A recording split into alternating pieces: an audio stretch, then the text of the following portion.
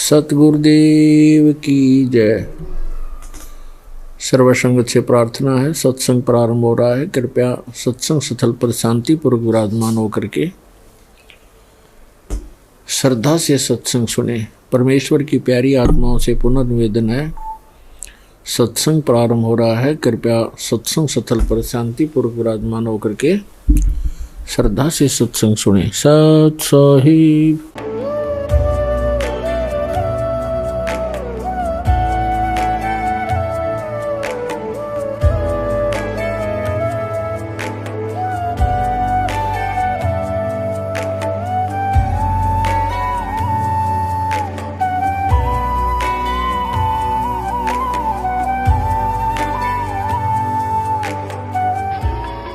प्रभु राम देव भगवान अल्लाह खुदा ईश आदि नाम एक ही शक्ति के हैं।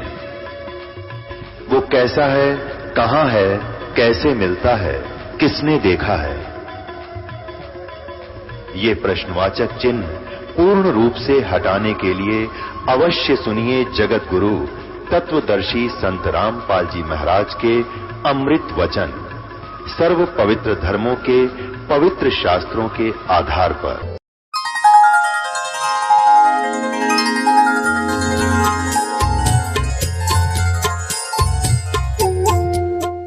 जीव हमारी जाति है, मानव धर्म हमारा। हिंदू मुस्लिम सिख ईसाई धर्म नहीं कोई न्यारा। हमारा इष्ट देव कबीर परमेश्वर है। इस पृथ्वी पर निवास करने वाले सर्व प्राणी एक परमेश्वर के बच्चे हैं। सतलोक आश्रम, चंडीगढ़ रोड, बरवाला, जिला हिसार, हरियाणा प्रांत एक रजिस्टर्ड ट्रस्ट कबीर परमेश्वर भक्ति ट्रस्ट द्वारा जगत गुरु संत रामपाल दास जी महाराज की अध्यक्षता में संचालित है। श्रद्धालुओं द्वारा स्वेच्छा से दिए गए दान से सर्व व्यवस्था हो रही है।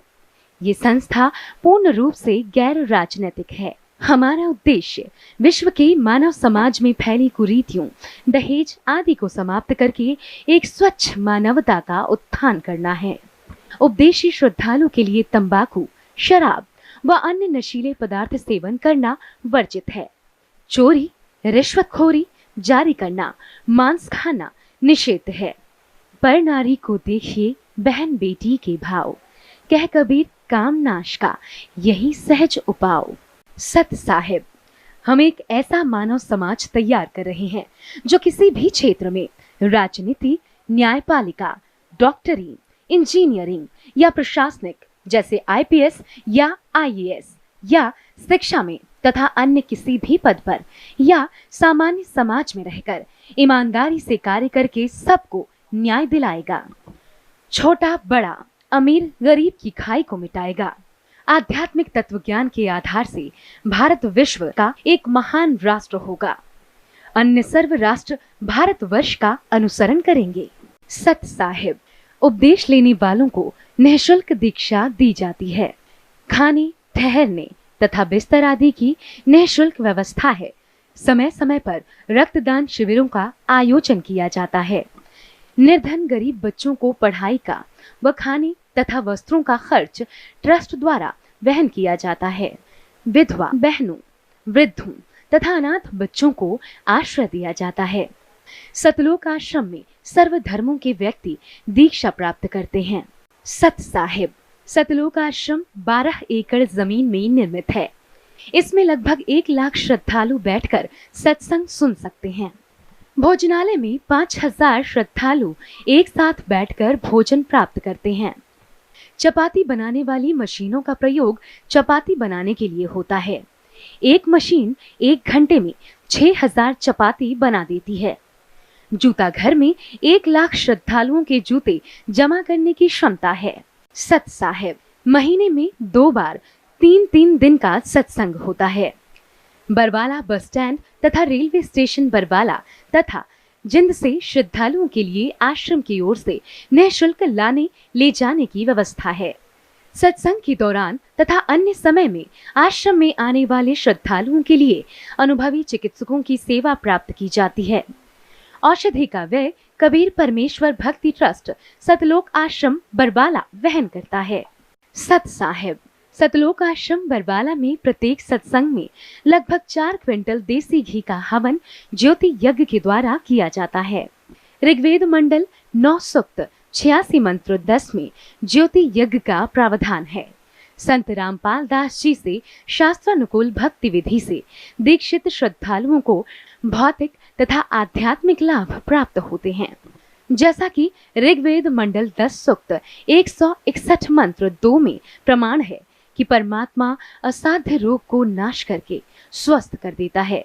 यदि रोगी मृत्यु को प्राप्त हो चुका हो तो भी परमेश्वर सत्य साधना करने वाले साधक को पुनः जीवित करके 100 वर्ष की आयु प्रदान कर देता है। ये सर्व लाभ सतलोक आश्रम बरवाला में दीक्षा प्राप्त करके मर्यादा में रहकर भक्ति करने वाले भक्तों को प्राप्त होते हैं। संकट मोचन कष्ट हरण हो मंगल करण कबीर आगे शरण तेरी। संकट मोचन कष्ट हरण हो मंगल करण कबीर के आगे शरण तेरी। संकट मोचन कष्ट हरण हो मंगल करण कबीर आगे शरण तेरी। पहले तो मोहे ज्ञान नहीं था प्रेम बनाना तेरे में। पहले तो मोहे ज्ञान नहीं था प्रेम बनाना तेरे। दीन जाड़ के माफ कीजियो खता हुई बिन बेरे में। दीन जाड़ के माफ खता हुई बिन बेरे में। अणगिण अवगुण भर मेरे में माफ करो तकसीर के आगे शरण तेरी। संकट मोचन कष्ट मंगल करण कबीर आगे शरण तेरी। संकट मोचन मंगल करण कबीर के आगे शरण तेरी। या गिद्दड़ वाली रात 84 आन गिरा हूँ जेरे में। गिद्दड़ वाली रात 84 आन गिरा हूँ जेरे में। ऊंची ऊंची लाई छलांग यत्न किए बहु तेरे में। ऊंची ऊंची लाई छलांग यत्न किए बहु तेरे में। काम क्रोध अहंकार लोभ की मोटी लगी जंजीर के आ गए शरण तेरी। संकट मोचन कष्ट हरण हो मंगल करण कबीर के। संकट मोचन कष्ट हरण हो मंगल करण कबीर के। कर्म कुसंगत बहुत किए वो जाते हैं नहीं कहे। कर्म कुसंगत बहुत की वो जाते हैं नहीं कहे। आके आप संभालो दाता 84 में जहाँ बहे।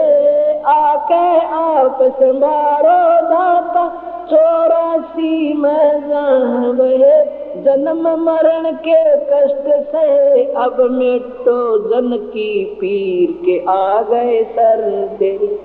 संकट मोचन कष्ट मंगल करण कबीर के। संकट मोचन कष्ट हरण हो मंगल करण कबीर के। गुप्त रूप में सर्व काम सार के जो भी विपता आन पड़े। गुप्त रूप में सब काम सार के जो भी विपता आन पड़े। एक दिन दर्शन देने होंगे दीन दयाल नो नहीं सरे। एक दिन दर्शन देने होंगे दीन दयाल नो नहीं सरे। तुम बिन पापी नहीं करे मेरा अवगुण भरा शरीर के आ गए सर। संकट मोचन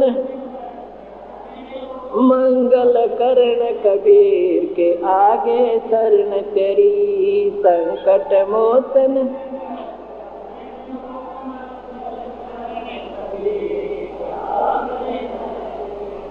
रजा तेरी से दादू नानक जी का सतलोक में वास हुआ।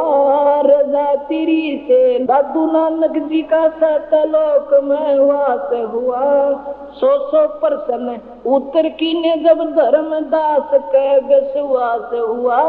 100% उत्तर की ने तब धर्मदास के विश्वास हुआ। भगत के कारण खवास होया, जगी सुल्तानी की तकदीर के आ गए शरण से, संकट मोचन करण कबीर के आगे, संकट मोचन कष्ट हरण हो मंगल कबीर के आ गए। पावचनों के लालच में या बंदर आड़ी मूठ गई। पावचनों के लालच में ये बंदर वाली मूठ गई। मूठ खुले ना जान बचे ना, ऐसा अब ये कौन भई। मूठ खुले ना जान बचे ना, ऐसा अब या कौन भई।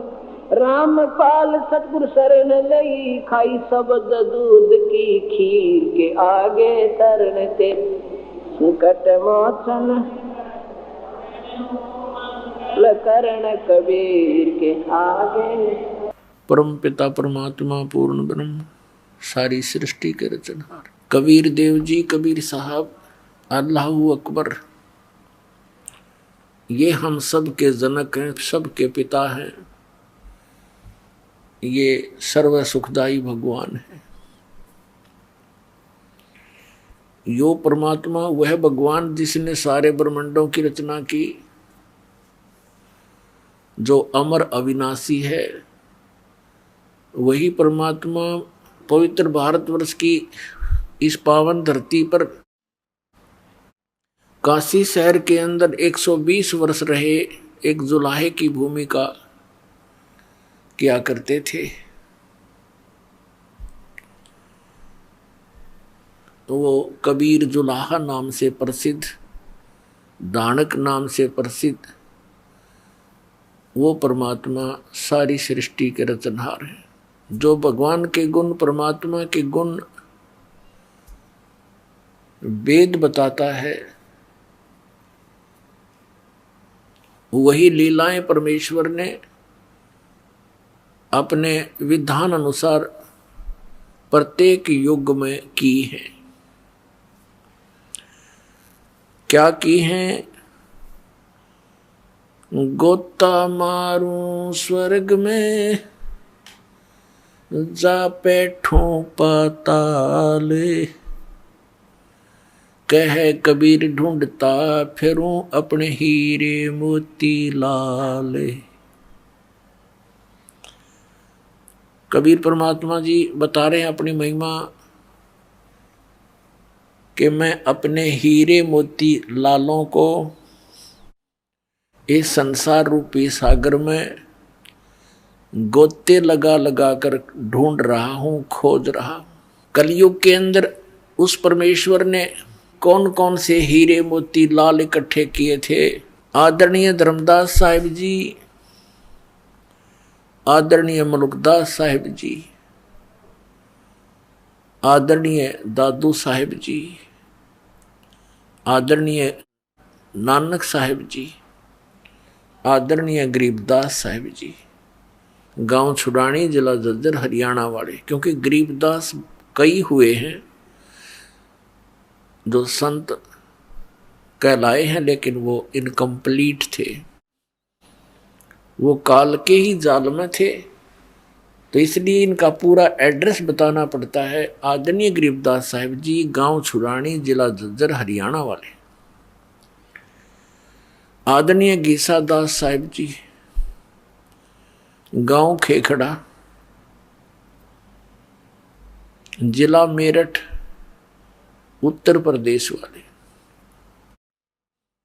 ये अपने हीरे लाल परमात्मा ने खोजे, स्वयं ही जा करके उनसे मिले। कितने दयालु हैं हमारे भगवान। वो हमारे पिता हैं और अपने बच्चों के लिए माता पिता ही कष्ट उठाया करते हैं। जिन माता पिता के बच्चे कुसंगत में गिरकर शराब पीते हैं, घर से धन ले जाते हैं, उसको नाश करते हैं, माता पिता समझाते हैं, प्यार से समझाते हैं, रोते हैं बैठकर, और वो नशे में उनकी एक नहीं सुनता, पास से निकल जाता है। माता पिता देखते रह जाते हैं, कई बार गालियां भी देने लग जाता है शराब के नशे में। तो पुण्यात्मा, हमने इस काल के इस झूठे सुख की भांग पी रखी है और इस नशे में हम अपने पिता को पहचान नहीं पाते और हम उनके साथ बदतमीजी भी करते रहे। पुण्यात्माओं, जब आपको ये दास की कहानी जो परमात्मा ने अमर कथा अपनी आप बता रखी है, ये सत्संग आपके हृदय में उतर जाएगा, आपको ये सब बातें सच्ची लगेंगी क्योंकि ये सच्ची हैं। आपकी आंखों में आंसू आया करेंगे जब कभी एकांत में परमात्मा की लीला से आप मनन किया करोगे। वो परमात्मा अनंत कोट ब्रह्मांड का मालिक हमारे लिए भटक रहा है, हम उसको पहचान नहीं पाते क्योंकि इस काल भगवान ने, ज्योति निरंजन ने हमारे ऊपर एक विशेष प्रभाव डाल रखा है 3 गुणों का, और उसके बाद हमारे अंदर अज्ञान भरवा दिया, परमात्मा निराकार सिद्ध करवा दिया। उसके ढोल के डंके पर किसी से सुन लो, हिंदू मुसलमान सिख ईसाई, परमात्मा तो निरंकार है, वो तो निराकार है, दिखाई नहीं देता। जबकि सबके सदग्रंथों में परमात्मा नर आकार है, मनुष्य दृश्य है और सशरीर है, ऊपर सतलोक में रहता है, वहां से गति करके नीचे आता है। आपको थोड़ा सा ज्ञान सुनाते हैं कि वो परमात्मा कैसी लीला करता है, कहाँ प्रमाण है। आपको दिखाते हैं ऋग्वेद के अंदर कि वो परमात्मा कैसी लीला करता है, फिर आपको आसानी से समझ में आएगा। देखिएगा, ऋग्वेद मंडल नंबर 9-10 ये इकट्ठे ही अनुवाद किए। ये कहाँ से प्रकाशित है? प्रकाशक है सार्वदेशिक कार्य प्रतिनिधि सभा, महर्षि दान भवन, रामलीला मैदान, नई दिल्ली से। मुद्रक Prince offset printers 1510 Pataudi house Daryaganj नई दिल्ली से, यहाँ से छपी है। अब देखिएगा, ऋग्वेद मंडल नंबर 9 सूक्त नंबर 86 का मंत्र नंबर 26 में क्या कहा है? यज्ञ करने वाले यजमानों के लिए परमात्मा, यज्ञ करने वाले मतलब जो धार्मिक अनुष्ठान करते हैं, भक्त, भक्ति करने वाले भक्तों, यजमान माने भक्तों के लिए परमात्मा सब रास्तों को सुगम करता हुआ उनके विघ्नों को मर्दन करता है, उनके संकटों का नाश करता है, उनको पवित्र करता हुआ और अपने रूप को सरल करता हुआ वह कांति में परमात्मा। ये कबीर, इसको कबीर, ये देखो यहाँ लिखा है कबीर, हम बोले कबीर, हम वह बोले वह को, इसका इन्होंने संधि छेद करके यो बना दिया कवि, कबीर। जैसे पुनः कहो चाहे पुनर्जन्म कहो, पुनः जन्म, तो ये कबीर कहो, इसको रे लगा के नीचे हलंत लगा दें तो कबीर भी बोल सकते हैं। तो इसका अर्थ इन्होंने सर्वज्ञ कर दिया था, यहाँ लिखना चाहिए था कबीर देव। अब देखो, एक यजुर्वेद के अंदर इस महर्षि दानंद ने ही यजु का अर्थ यजुर्वेद किया है, वो सही किया है। देखिएगा, ये यजुर्वेद है, महर्षि दानंद सरस्वती द्वारा इसका अनुवाद है। प्रकाशक हैं सर्वदेशी कार्य प्रतिनिधि सभा 2/5 महर्षि दानंद भवन रामलीला मैदान नई दिल्ली। ये दूरभाष, ये महर्षि दानंद सरस्वती द्वारा इसका अनुवाद है। मुद्रक Prince offset printers 1510 Pataudi house Daryaganj नई दिल्ली से। अब देखिएगा यजुर्वेद के 36वें अध्याय के 63वां अध्याय यानी 36वां अध्याय है। इसके प्रथम मंत्र में रेचम वाचम परपदे मनो यजु परपदे। अब ये यजु शब्द है और यहां देखिएगा इसका अनुवाद करते हुए महर्षि दानंद ने यजु का अर्थ यजुर्वेद कर दिया। बिल्कुल सही है। यदि इसके स्थान पर यहां अर्थ कर देता यजु माने पूजा करने की स्तुति, तो ये महिमा यजुर्वेद की है। यजु के और भी बहुत से अर्थ होते हैं, तो यजुर्वेद ना लिख कर यदि यहाँ पर वो अन्य अर्थ कर देता तो कैसे समझ दे कि यजुर्वेद के बारे में कहा गया है। तो यजु, जैसे यजु को यजुर्वेद लिख दिया, और जैसे यहाँ देखिए इसकी जिल्द पर भी यजुर्वेद लिखा है। ये पुस्तक यजुर्वेद है, और जहाँ पर ये ओनली यजु लिखा है तो भी ये यजुर्वेद ही जाना जाता है, यजुर्वेद की महिमा है। ठीक, अब हम लेते हैं उसी ऋग्वेद को, यजुर्वेद रख दिया। अब इस पर हम फिर आ जाते हैं ऋग्वेद मंडल नंबर 9 सुक्त 86 मंत्र 26 पर। यज्ञ करने वाले यजमानों के लिए, भक्तों के लिए परमात्मा सब रास्तों को सुगम करता हुआ उनके विघ्नों को यानी संकटों को मर्दन करता है, नाश करता है, उनको पवित्र करता हुआ और अपने रूप को सरल करता हुआ आर्य समाज के लोग और साथ में दयानंद परमात्मा को निराकार बताता है और वेदों को सही मानता है। वेद बता रहे हो तो साकार है। अपने रूप को सरल करता है, क्योंकि सतलोक के अंदर तीसरे मुक्ति धाम में जहाँ परमात्मा रहता है वहाँ उनका शरीर मनुष्य सदृश है। एक रोमकूप में करोड़ सूर्य मिला दे, करोड़ चंद्रमा, तो परमात्मा के उस रोमकूप के रोशनी से भी फीकी पड़े, इतना तेजों में शरीर है। और वो परमात्मा एज इट इज न्यू का न्यू आ जाए यहाँ पर तो हमारी आंखें बंद हो जा, जैसे उल्लू को सूर्य नहीं दिखता, वो देख ही नहीं सकता। तो इसलिए यहाँ आकर अपनी लीला करने के लिए, हमें यथार्थ ज्ञान देने के लिए, अच्छी आत्माओं को मिलने के लिए अपने रूप को हल्का तेज पुंज का बनाकर आता है। तेज पुंज अन्य दे धरकर इस विध हमको भेंट ही। तो यहां देखिएगा अपने रूप को सरल करता हुआ वह कांति में परमात्मा, यो कबीर देव लिखना था यहाँ पर, कबीर देव, हम उसको कबीर साहब बोल रहे हैं। देव माने परमेश्वर भगवान, वो कबीर भगवान, कबीर देव लिखना था। कबीर देव लिख देते न शर्मावती था, कबीर देव लिख देते। विद्युत के समान क्रीड़ा करता हुआ वर्णीय पुरुष को प्राप्त होता है, अच्छी आत्मा को मिलता है। देखिएगा अब 27 में बताया वो परमात्मा रहता कहाँ है। जो परमात्मा तेज पुंज परमात्मा, तेज पुंज का परमात्मा है, जो परमात्मा ध्युलोक के तीसरे पृष्ठ पर विराजमान है, सतलोक में बैठा है, वहां रहता है वो। अब देखो ऋग्वेद मंडल नंबर 9 और सूक्त 82 में, ऋग्वेद मंडल नंबर 9 और सूक्त 82 का यह मंत्र नंबर 1 है।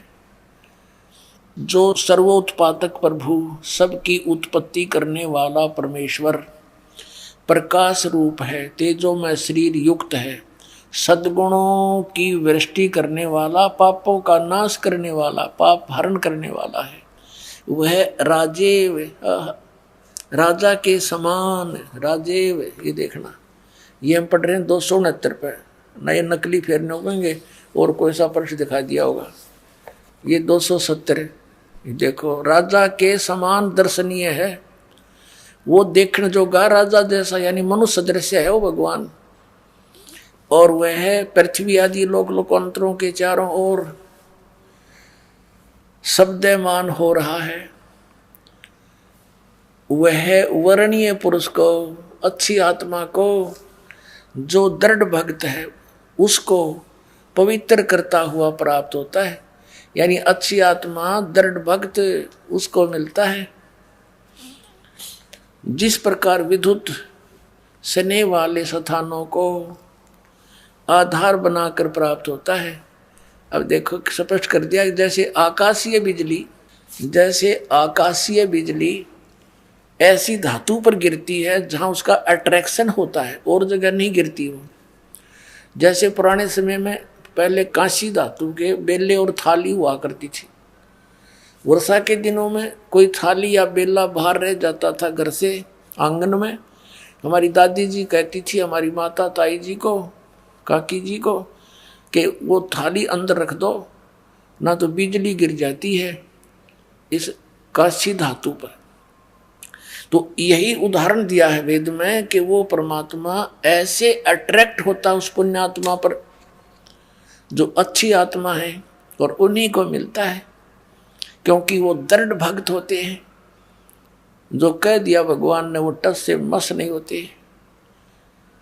जैसे परमात्मा ने इन सभी पुण्यात्माओं को, जिनको वे मिले थे, आदरणीय धर्मदास साहिब जी को, आदरणीय मुलुकदास साहिब जी को, आदरणीय नानक साहिब जी को, आदरणीय दादू साहिब जी को, आदरणीय गरीबदास साहिब जी गांव छुड़ानी जिला ददर हरियाणा वाले को, आदरणीय गीसा दास साहिब जी को गांव खेकड़ा जिला मेरठ उत्तर प्रदेश वाले, इनसे कहा था।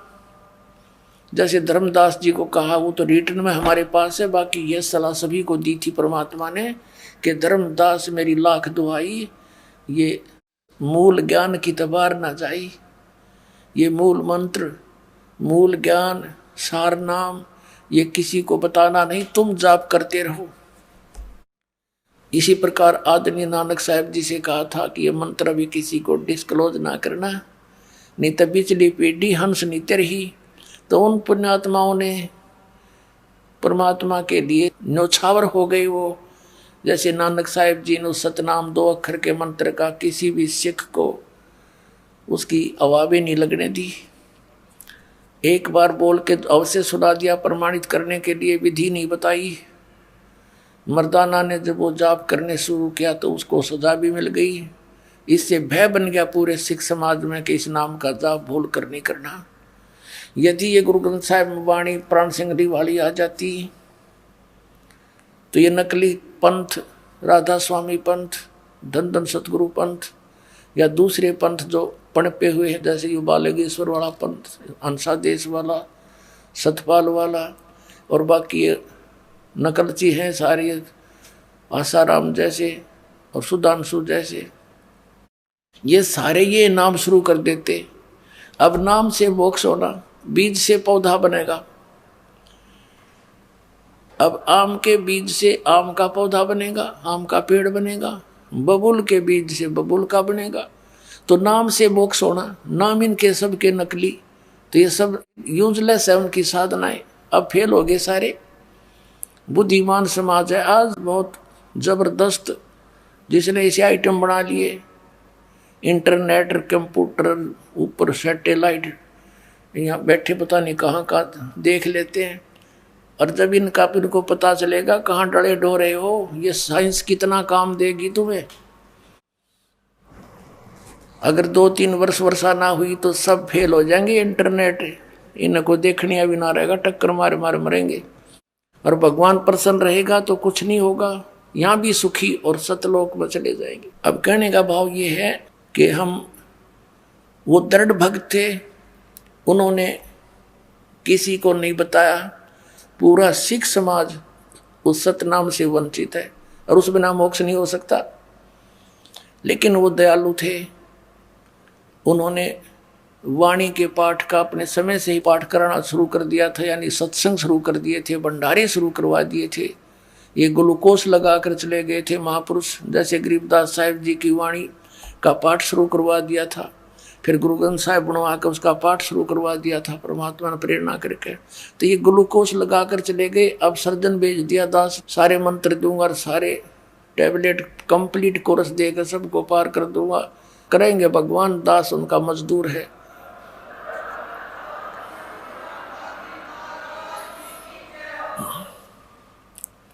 अब वो बिचली पीढ़ी आ गई जिसके लिए सारा खेल इन महापुरुषों ने, भगवान ने मिलकर खेला। काल के जाल से बचाए रखी सतभक्ति को। अब आगे देखिएगा, ऋग्वेद मंडल नंबर 9 और सूक्त 82 का मंत्र आपने एक देख लिया कि वो परमात्मा अपने दृढ़ भक्त को पवित्र करता हुआ वर्णीय पुरुष को मिलता है। जैसे विद्युत आकाशीय बिजली स्नेह वाले स्थानों को आधार बनाकर प्राप्त होता है। अब नंबर 2 में क्या कहा, वो किस उद्देश्य से आता है भगवान? पर हे परमात्मा, उपदेश करने की इच्छा से आप, यानी तत्व ज्ञान बताने की इच्छा से आप महापुरुषों को प्राप्त होते हो, अच्छी आत्माओं को मिलते हो, और आप अत्यंत गतिशील पदार्थ के समान यानी तीव्रगामी होकर के हमारे आध्यात्मिक यज्ञ को प्राप्त होते हो हैं। आप कबीर देव हैं, आप कबीर देव हैं। वेद मेरा भेद है, मैं ना वेदन के माही, और जौन वेद से मैं मिलूं ये वेद जानते नहीं।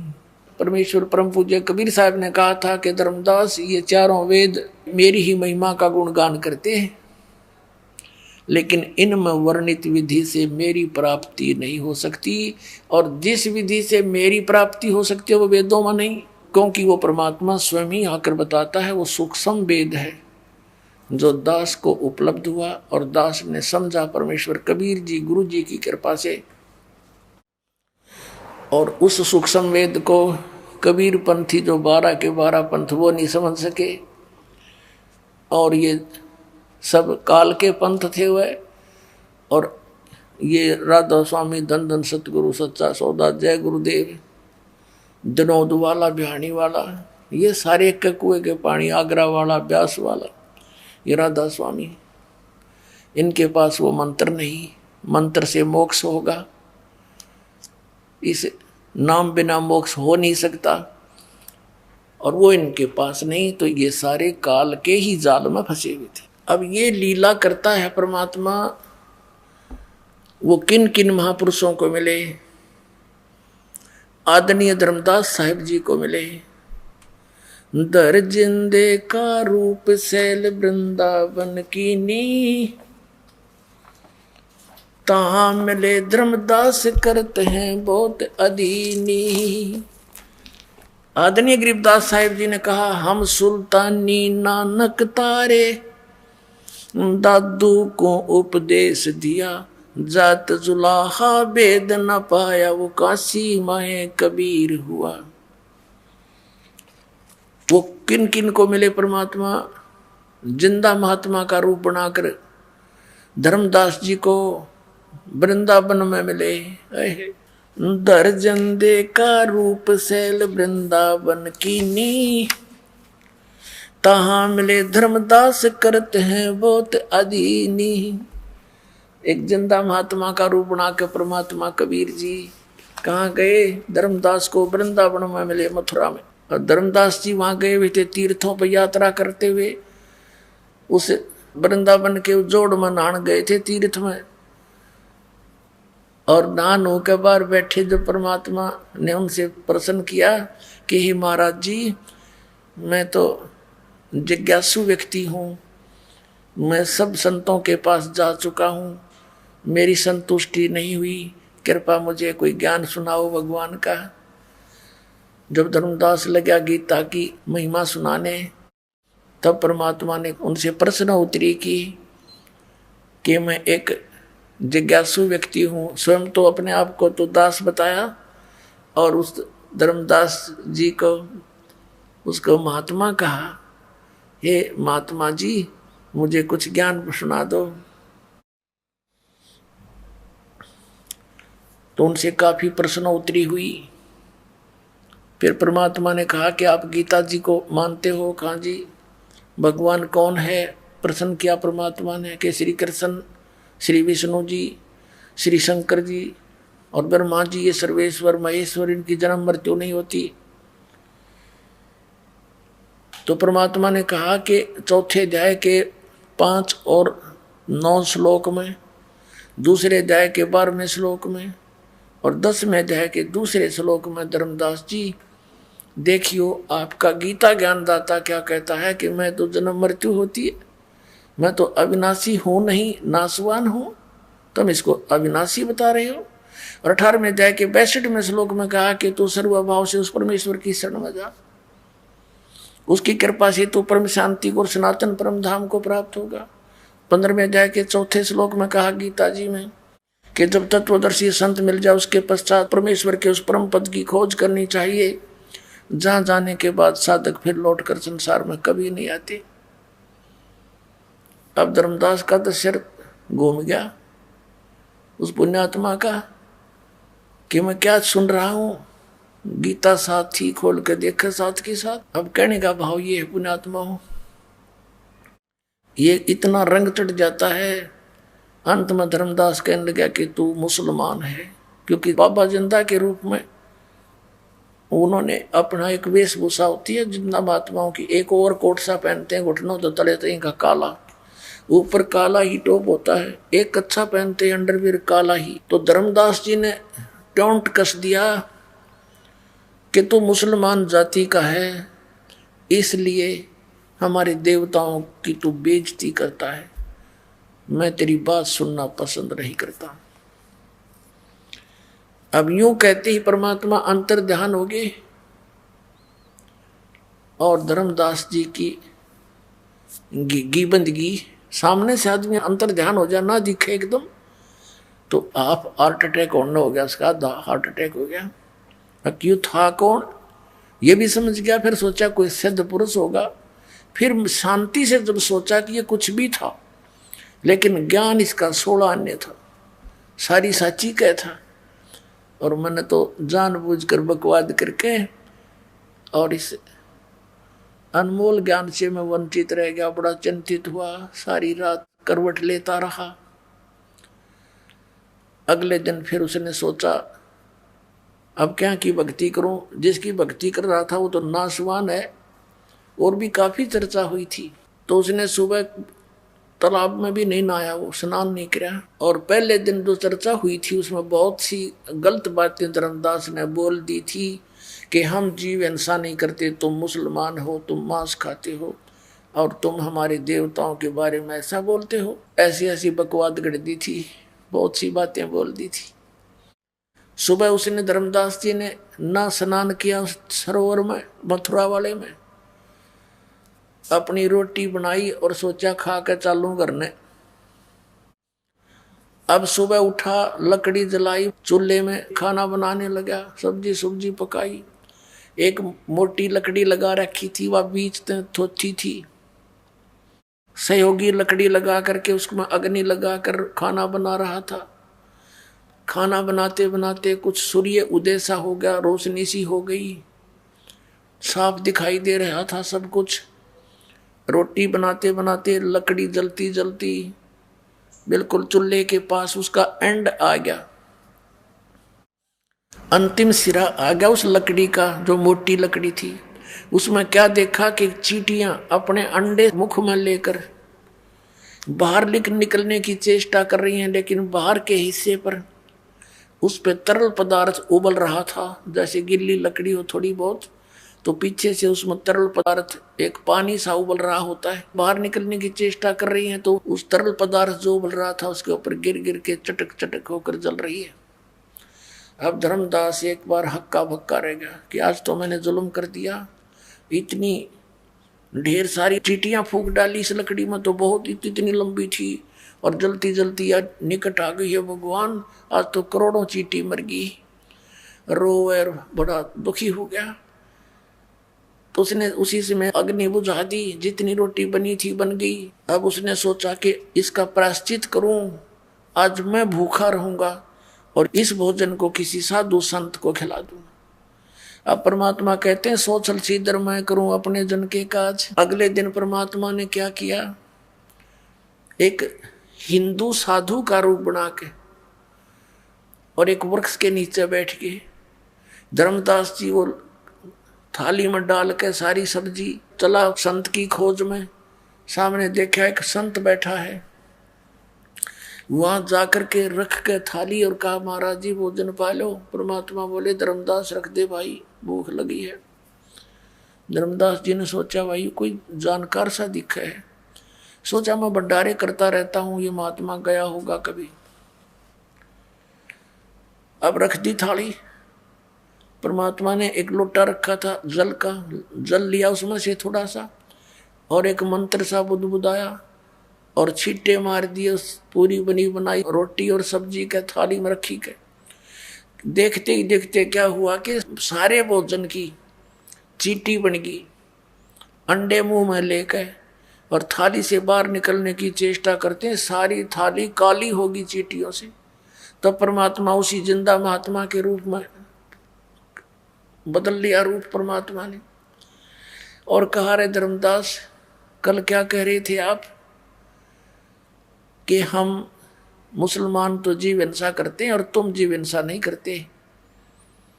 जब धर्मदास ने देखा ये तो काल वाला महाराज जी है, चरणों में पड़ गए, ये भगवान मैंने माफ कर दो, मैं पापी आत्मा दाता, मैंने गलती कर दी। परमात्मा ने कहा तेरे से तो कसाई भी अच्छा, तेरे एक के दिन में इतनी मार दी, इतने जीव हिंसा कर दी। दर्जन दे का रूप सैल वृंदावन कीनी, तहाँ मिले धर्मदास करते हैं बहुत अदीनी। बहुरंगी बरियाम कामनी कामी सोई, दर सतगुरु का रूप धनी उतरे हैं लोई। गरीबदास जी कह रहे हैं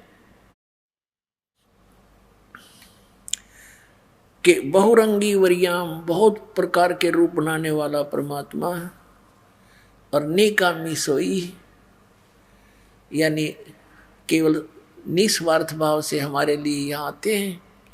और धर सतगुरु का रूप धनी उतरे हैं लोई। धनी सबके मालिक, सबके स्वामी, वो एक सतगुरु का रूप धर के, रूप बना के और यहाँ नीचे आए हैं। बहुरंगी बरियाम कामनी कामी सोई, दर सतगुरु का रूप धनी उतरे हैं लोई। उतरे हैं, चल कर आए सतलोक से। और वही वेद बताते हैं कि वो परमात्मा वहां से गति करके आता है। अच्छी आत्माओं को मिलता है जो दृढ़ भक्त होते हैं और उनको उपदेश देने के लिए आते हैं। और वही ये महापुरुष बताते हैं कि वो किस उद्देश्य से हमें मिले थे, कैसा ज्ञान दिया उन्होंने। तो who is God, Kabir is God, clear concept हो जाता है इनसे। पुण्यात्माओं, आज से लगभग 600 वर्ष पहले आदरणीय परम पूज्य कबीर परमेश्वर जी ने आदरणीय धर्मदास साहिब जी से कहा था। जब धर्मदास जी ने पूछा कि हे भगवान, हम तो नीच हैं दाता, आप कितने दयालु हो, हमने आपके साथ कैसा जुल्म किया, धोखा किया, आपको छोड़कर हम इस काल को चाहने लगे, जिस कारण से हम यहाँ आ गए। हमारे को तो दाता जो सजा मिल रही है ये बहुत कम है, गधे कुत्ते सुअर बन के यहाँ रोग कष्ट हम भोग रहे हैं। मनुष्य जीवन में भी कोई सुखी नहीं। हमने जो अपराध किया है उसके प्रतिफल में ये सजा बहुत कम है। फिर भी परमात्मा आप दयालु हो। हे परमेश्वर, आप कहते हो कि मैं कलयुग के अंदर फिर आऊंगा। इसी कलयुग में जो बीच की पीढ़ी होगी, अब तो बहुत ही अच्छा समय है, अब ही आपकी कोई मानने को तैयार नहीं। और आगे चल के परमात्मा कब आप दया करोगे इन पे, अपनी प्यारी आत्माओं पर। आगे जाकर तो कलयुग में कहते हैं बहुत बुरा हाल हो जाता है। इतिहास में लिखा है, सदग्रंथों में लिखा है कि लोग सभी कृतघ्नी हो जाएंगे, भगवान की भक्ति करना छोड़ देंगे, सब मांसाहारी हो जाएंगे, दुराचारी हो जाएंगे, और कहीं भी पंचायतों में और कोर्टों में न्याय नहीं रहेगा। तो हे प्रभु फिर कब दया करोगे, फिर तो कोई सुनेगा नहीं आपकी। तब परमेश्वर ने कहा था, धर्मदास कलयुग बीते 5500 पाचा, और तब ये वचन मेरा होगा साचा। कौन सा वचन? कि हम ही चलकर कलयुग में 12वें पंथ के अंदर आगे जाएंगे और फिर सभी पंथों को मिटा करके, सभी धर्मों को एक करके और तत्व ज्ञान समझाएंगे। और फिर सभी आत्माएं चाहे किसी भी पंथ मजहब धर्म में वो रह रही है, वो सभी कबीर साहब की शरण में, मेरी शरण में आ जाएंगे। पूरे विश्व में मेरा ही नाम, मेरा ही ज्ञान रहेगा और सभी ये पंथ ये फेल हो जाएंगे। तब धर्मदास उनके मुंह की तरफ देख रहा है, भगवान आप जो आज बोल रहे हो दाता, ये कब होगा ये ऐसा? तब उन्होंने कहा कि जब कलयुग बीते 5500 पाचा, तब ये वचन मेरा होगा सच्चा जो आज बोल रहा हूं। 600 वर्ष पहले परमात्मा ने जो बात कही थी, वो क्या कहा था कि पूरे विश्व में एक ही ज्ञान रहेगा और एक ही भगवान रहेगा, कबीर। और सभी प्राणी प्यार से भक्ति करा करेंगे, सब बुराई कपट चातुरी छोड़ देंगे और नेक नीति से रहा करेंगे। उनको इतना ज्ञान करा दूंगा धर्मदास कि वो किसी की सुई भी नहीं उठा सकते। चोरी करना और भयंकर डाके डालना तो बहुत दूर की बात है। और फिर उनका सबका सुधार करूंगा, सतयुग जैसा माहौल होगा और फिर कई हजारों वर्षों तक इस कलयुग में सत भक्ति बनी रहेगी। आदरणीय धर्मदास साहिब जी को परम पूज्य कबीर परमेश्वर ने कहा था कि मेरा और काल का, यहाँ के भगवान का एक वायदा हुआ है। इसने कहा था कि सतयुग त्रेता द्वापर में जीव कम ले जाना प्रभु, और जब चौथा युग जब कलयुग आवे तब तब शरण जीव बहु जावे। ऐसा वचन हर मोय दीजिए, तब संसार गवन तुम कीजिए।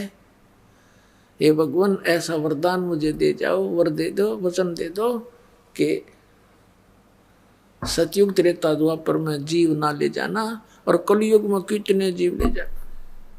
तब परमात्मा ने तथास्तु कर दिया, ठीक है। तब फिर इसने आंखें बदल ली और कहने लगा, जाओ जोग जीत संसारा, जीव न माने कहा तुम्हारा। परमात्मा कहते हैं हमरी ओर हो बाद बखाने और जोग जीत जीव तुम्हारा कहा न माने और हमरी ओर हो बाद बखाने। ऐसी स्थिति कर दूंगा, 12 पंथ करूं मैं साजा, नाम तुम्हारा ले करूं आवाजा। 12 पंथ नाम जो ले ही, ये सब मेरे मुख में आन समोई। फिर कहते हैं और अनेक पंथ चलाऊं या विद जीवों को भरमाऊं। अब 12 पंथ तो कबीर पंथ में, और अनेक पंथ चलाऊं, ये राधा स्वामी पंथ, धन धन सतगुरु पंथ, ये सरचा सौदा सरसा वाला, जगमाल वाली वाला, राधा स्वामी पंथ ब्यास आगरा, और जय गुरुदेव पंथ मथुरा वाला, ये शिवदयाल जी का ही चलाया हुआ है, उसी के विचारों पर आधारित है। और हरियाणा में भिवानी के अंदर दिनोद गांव वाला और ठाकुर सिंह वाला, ये सावन कृपाल मिशन दिल्ली वाला, ये सारा एक कुएं का जल है। ये काल के दूत हैं, काल के पंथ हैं सारे। धर्मदास जी ने कहा था, भगवान इसने तो ऐसा जुल्म करना है, फिर आप कैसे कृपा बख्शोगे? तो परमात्मा ने कहा था कि ऐसे ऐसे करूँगा, इस बार मैं पंथ के अंदर मैं ही स्वयं जाऊँगा और सब पंथों का नष्ट करके एक पंथ बना दूंगा। मेरे बच्चे मुझे पहचान लेंगे।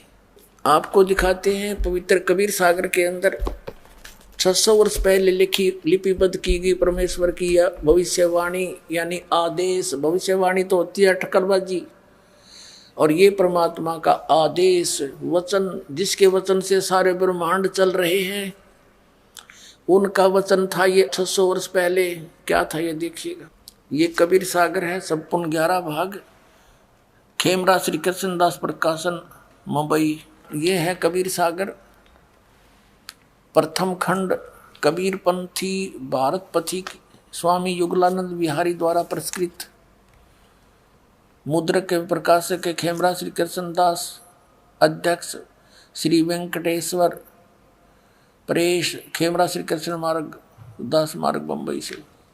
ये देखिएगा बौद्ध सागर कबीर वाणी नामक चैप्टर है कबीर सागर का, 136 पृष्ठ पर। ये कई भागों में है। द्वादश पंथ चलो सो भेद। अब ये 12 पंथों की जानकारी दी है इसमें। द्वादश पंथ काल फुरमाना और भूले जीव न जाव ठिकाना। परमेश्वर ने कहा था 600 वर्ष पहले कि धर्मदास इन 12 पंथों में काल का फुरमान होगा, उसका आदेश हुक्म और उसका ज्ञान और मंत्र होंगे इन 12 पंथों में। ताते ताते आगम कह हम राखा, वंश हमारा चूड़ामणि शाखा। प्रथम जग में जागू बरमावे, बिना भेद वो ज्ञान चुरावे। दूसर सुरत गोपाल होई, तीसरा मूल निरंजन, पंथ टकसार। इस प्रकार तो ये इन्होंने यहाँ प्रथम जागू कर दिया। ये जागू नहीं है, ये प्रथम है चूड़ामणि। इसका कंप्लीट ज्ञान यहाँ दिया देखिएगा। ये बौद्ध सागर ही है और इसका चैप्टर यहाँ पर कबीर चरित्र बोध है, वो कबीर वाणी है, वो पद्य भाग है।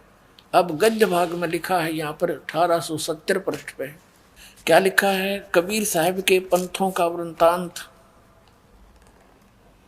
इसमें क्या बताया है कि नारायण दास जी का पंथ प्रथम, दूसरा यागूदास पंथ और तीसरा सूरत गोपाल, चौथा मूल निरंजन, पांचवा टकसारी पंथ, छठा भगवान दास पंथ, फिर सतनामी पंथ, कमालिय पंथ, राम कबीर पंथ, परम धाम की वाणी पंथ, 11वां जीवा पंथ और 12वां गरीबदास पंथ। इन्होंने प्रथम नारायण दास लिख दिया। यह लिखना था ये प्रथम है चूड़ामणि पंथ। ये चूड़ामणि को तो उत्तम मानते रहे बाकियों को, क्योंकि नारायण दास जी ने तो कबीर परमेश्वर के मार्ग को स्वीकार ही नहीं किया था। इसको तो लिखना ही व्यर्थ है। इन्होंने थोड़ी फेर बदल कर दी। अब फिर हम आते हैं उसी चैप्टर पे। ये कबीर वाणी में आगे हम वो कबीर चरित्र बोध था, बोध सागर का ही 136 पृष्ठ में हम पढ़ेंगे, आसानी से समझ में होगा। द्वादश पंथ काल फुरमाना और भूले जीव न जाव ठिकाना। इन 12 पंथों के अंदर जितने भी कबीर पंथ हैं ये सब काल के पंथ हैं। इनके पास कोई मंत्र यथार्थ नहीं, सतनाम का इनको ज्ञान नहीं, सतनाम बिना मोक्ष नहीं। तो ये काल की फरमान इसमें चल रहा है। आगे देखो, ताते आगम कहे हम राखा, वंश हमारा चूड़ामणि शाखा है। ये है प्रथम आगम कहे हम राखा, ये लिखना था, वंश हमारा चूड़ामणि शाखा।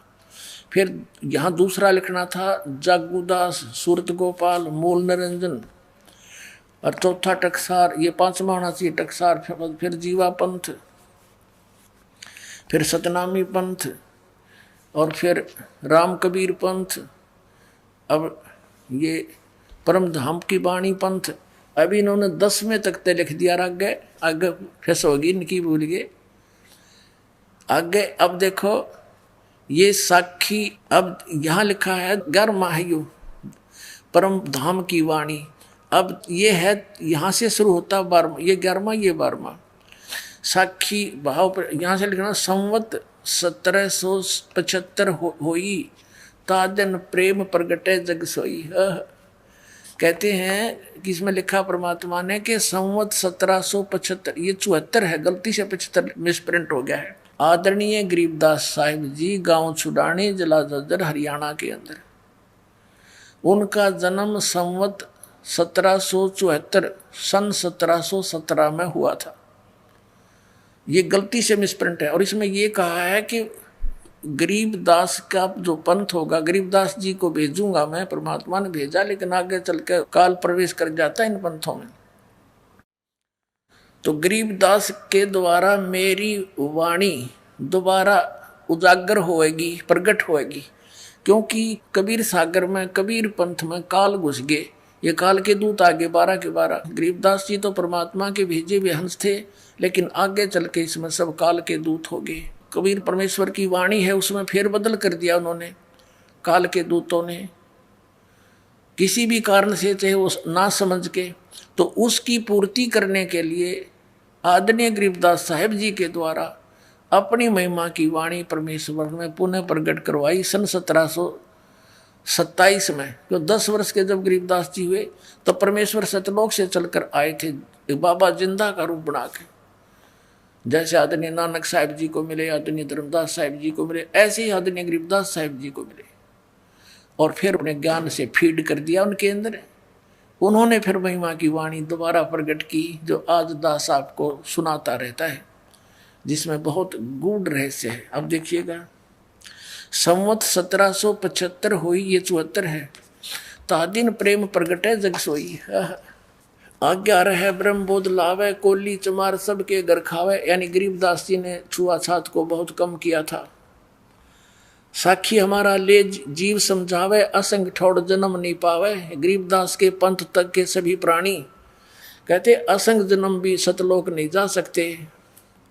बर में पंथ प्रगट हुआ वाणी, गरीबदास जी के द्वारा जो 12वां पंथ चलेगा गरीबदास का, उसके द्वारा मेरी महिमा की वाणी प्रगट होएगी। ये हव है नहीं, 12वें पंथ प्रगट हव वाणी, और शब्द हमारे का निर्णय ठानी, अस्थिर घर का मरम नहीं पावे।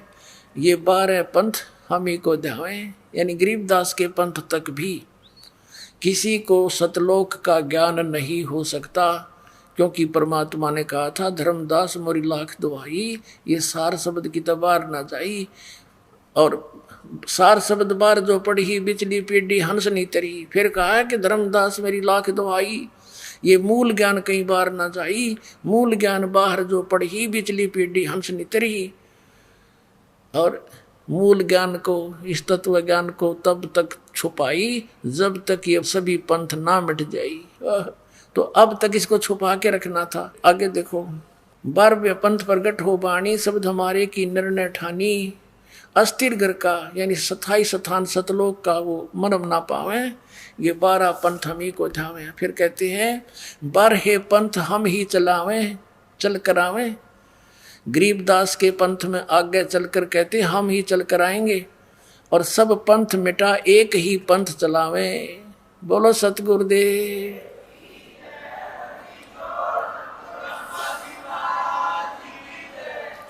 ये दास गरीबदास पंथ से संबंधित है।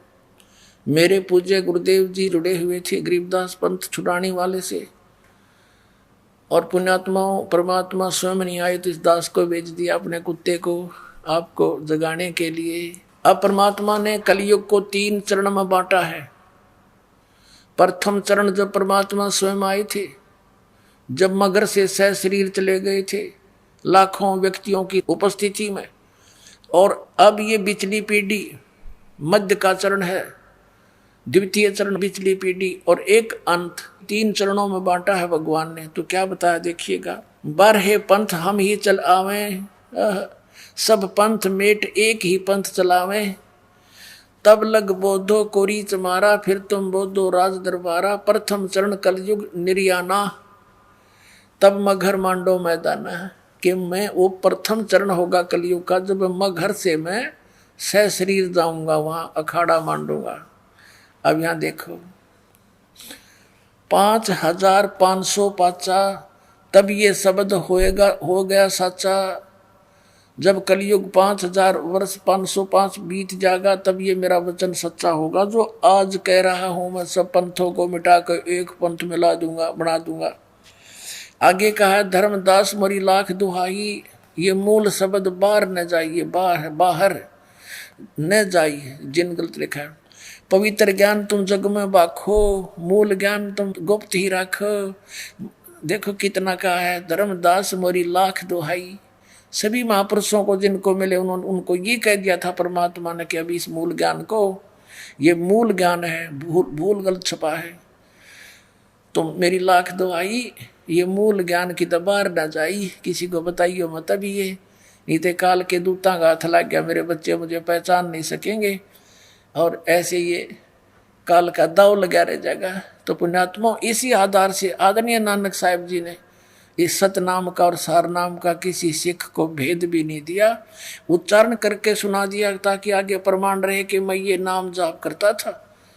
और वो आगे क्यों नहीं दिया? क्योंकि भगवान ने कसम दिला दी थी महापुरुषों को कि तुम ज्ञान सुनाओ सारा और भगवान की महिमा बना कर रखो। इनको सिद्धियां दे दी थी भगवान ने, इन्होंने बहुत बड़े चमत्कार भी किए कि भगवान की सती थी हमारे हृदय में कायम रही आज तक, ताकि भगवान की चाह हमें बनी रहे। और अब तक ये सब छुपा छुपू कर काल से इस तत्व ज्ञान को लाए महापुरुष। तो पुण्यात्मा, इसको संभाल कर रखना। अब कल्याण करवा लो, समय आ गया है। अब क्या बताते हैं? धर्मदास मोरी लाख दुआई, ये मूल ज्ञान है। गलती से भूल लिखा है, बाहर ना जाई। फिर लिखा है मूल ज्ञान बाहर जो पढ़ी, बिचली पीढ़ी हंसनी तरही। परमात्मा कहते हैं 33 अरब ज्ञान हम भाखा, मूल ज्ञान गुप्त ही रखा। हमने 33 अरब वाणी बोल दी है, लेकिन ये मूल ज्ञान अभी छुपा के रखा हुआ है। अब खोलने के आदेश हुआ परमात्मा का इस दास को आदेश दिया है सन 1997 में। इस दास के ऊपर मेहर करी परमात्मा ने कि अब तू खोल दे सारे ठा दे ढूंढा। अब कहा है 33 अरब ज्ञान हम बाखा, ये मूल ज्ञान गोए माने गुप्त ही रखा। मूल ज्ञान तुम तब लग छपाई, जब लग द्वादश पंथ मिट जाई। अपना आत्मा, ये तो परमात्मा ने 600 वर्ष पहले कहा कि 12वें पंथ में हम ही चलकर आएंगे और सब पंथों को मिटा के केवल एक ही पंथ रहेगा, दूसरा। अब देख लेना कुछ दिनों में बुद्धिमान समाज है और भाग्या होगा उन नकलियों के पास से और लेगा उपदेश, अपना कल्याण कराएंगे, मोक्ष हो जाएगा।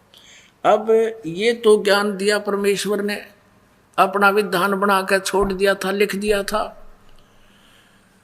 अब उस परमात्मा के बनाए विधान के ऊपर और भी महापुरुषों ने, जैसे श्री नॉस्ट्रेडमस फ्रांस के एक भविष्य वक्ता ने 450 वर्ष पहले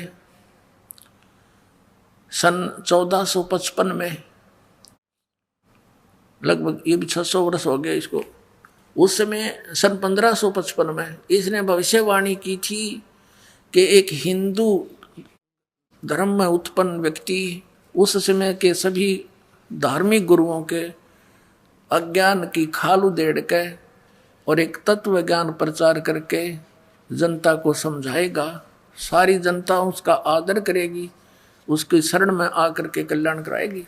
ऐसे ही एक जय गुरुदेव पंथ चल रहा है, जो राधा स्वामी पंथ आगरा से निकला है और उन्होंने वहां जय गुरुदेव पंथ स्थापना कर ली। वैसे तो संत जी कहते हैं, तुलसीदास नाम है उनका, मथुरा वाले जय गुरुदेव वाले पंथ का। वो तो कहते हैं ये पंथ नहीं है, जय गुरुदेव तो भगवान का नाम है। बाकी हुआ भाई तो इनका है, इनका ज्ञान तो अब है नहीं। लेकिन ये तुलसीदास जो जय गुरुदेव पंथ के प्रवर्तक हैं, ये पूर्व जन्म के बहुत पुण्यकर्मी प्राणी हैं, बहुत पुण्यकर्मी प्राणी हैं। लेकिन आगे भक्ति ठीक ना होने से, शास्त्र अनुकूल साधना ना होने से इनकी पूर्व जन्म की कमाई अब बिल्कुल नष्ट हो चुकी है, भक्ति नाश हो चुका है इसका।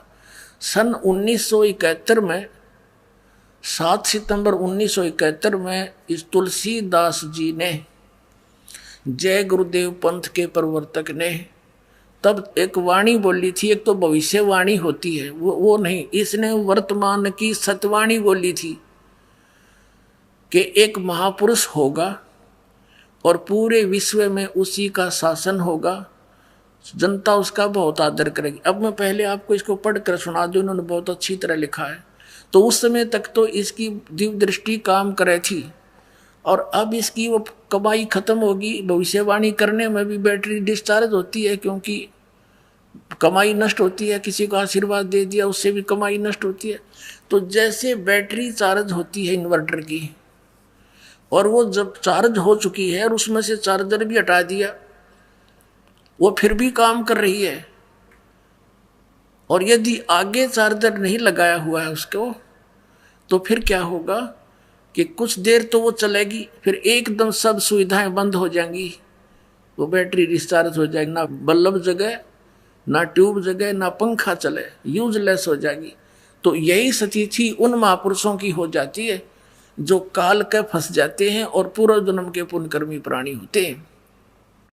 ये उनका दुरुपयोग करता है, परमात्मा के बच्चों को मिसगाइड करवाता है, उनकी कमाई नाश करवाता है, उनके सिर पे भार रख देता है, उनको भी दोषी बनाकर नरक में ठोक देता है और उसके द्वारा बहुत सारे जीवों को भ्रमित करके अपने जाल में फंसा कर रखता है। यही स्थिति थी इन जय गुरुदेव पंथ के प्रवर्तक की, यही स्थिति थी शिवदयाल जी की जो राधा स्वामी पंथ के प्रवर्तक थे, और यही स्थिति थी इन अन्य धर्म गुरुओं की है जो वर्तमान में शास्त्र विदिता कर मनमाना आचरण कर और करवा रहे हैं। ये समझ लेना। ये देखिएगा जय गुरुदेव की अमरवाणी, एक पुस्तक है जय गुरुदेव की अमरवाणी भाग 2, ये मथुरा में है ये पंथ इनका। ये है ये तुलसीदास जी, ये देखो ये पहला संत है राधा स्वामी ब्रांच में जिसने अपने साथ में दास शब्द लगाया है, नहीं तो कोई ताराचंद और कोई संग और कोई शिवजाल संग हैं। तो ये महान आत्मा थे, नम्रता थी इनमें, लेकिन ये फंस गए उस नकली के शिवदयाल के राधा स्वामी पंथ के प्रमुख रागरा वाले के, उस अज्ञानी को परम धनी जानकर ये अपना जीवन नष्ट कर दिया। वो स्वयं भूत बना हुआ है, शिवदयाल जी बुक्की में बोल रहा है, वह हुक्का पी रहा है, रोटी खा रहा है, फिर बुक्की में भूतों की तरह ब्रैन माटी अपनी करवा ली, करोड़ों जीवों को और काल के जाल में ठोक गया। अब इसने क्या कहा, बाबा जय गुरुदेव, बाबा जय गुरुदेव जी महाराज, इसके हाथ भी गल गए हैं, इसके पैर भी गले पड़े हैं, बहुत बुरा हाल हो गया इसका, क्योंकि बैटरी डिस्चार्ज होगी, पुण्य खत्म हुए। प्रकाशक इस पुस्तक के जय गुरुदेव की अमरवाणी शाकाहारी सदाचारी बाल संघ से संकलित, प्रकाशक है दिव्या शर्मा, 88 साकेत कॉलोनी मथुरा उत्तर प्रदेश। मुद्रक है अर्जेंट प्रिंटर्स पुराना बस स्टैंड मथुरा। इसके हम पहले 59 पृष्ठ को आपके रूबरू करते हैं।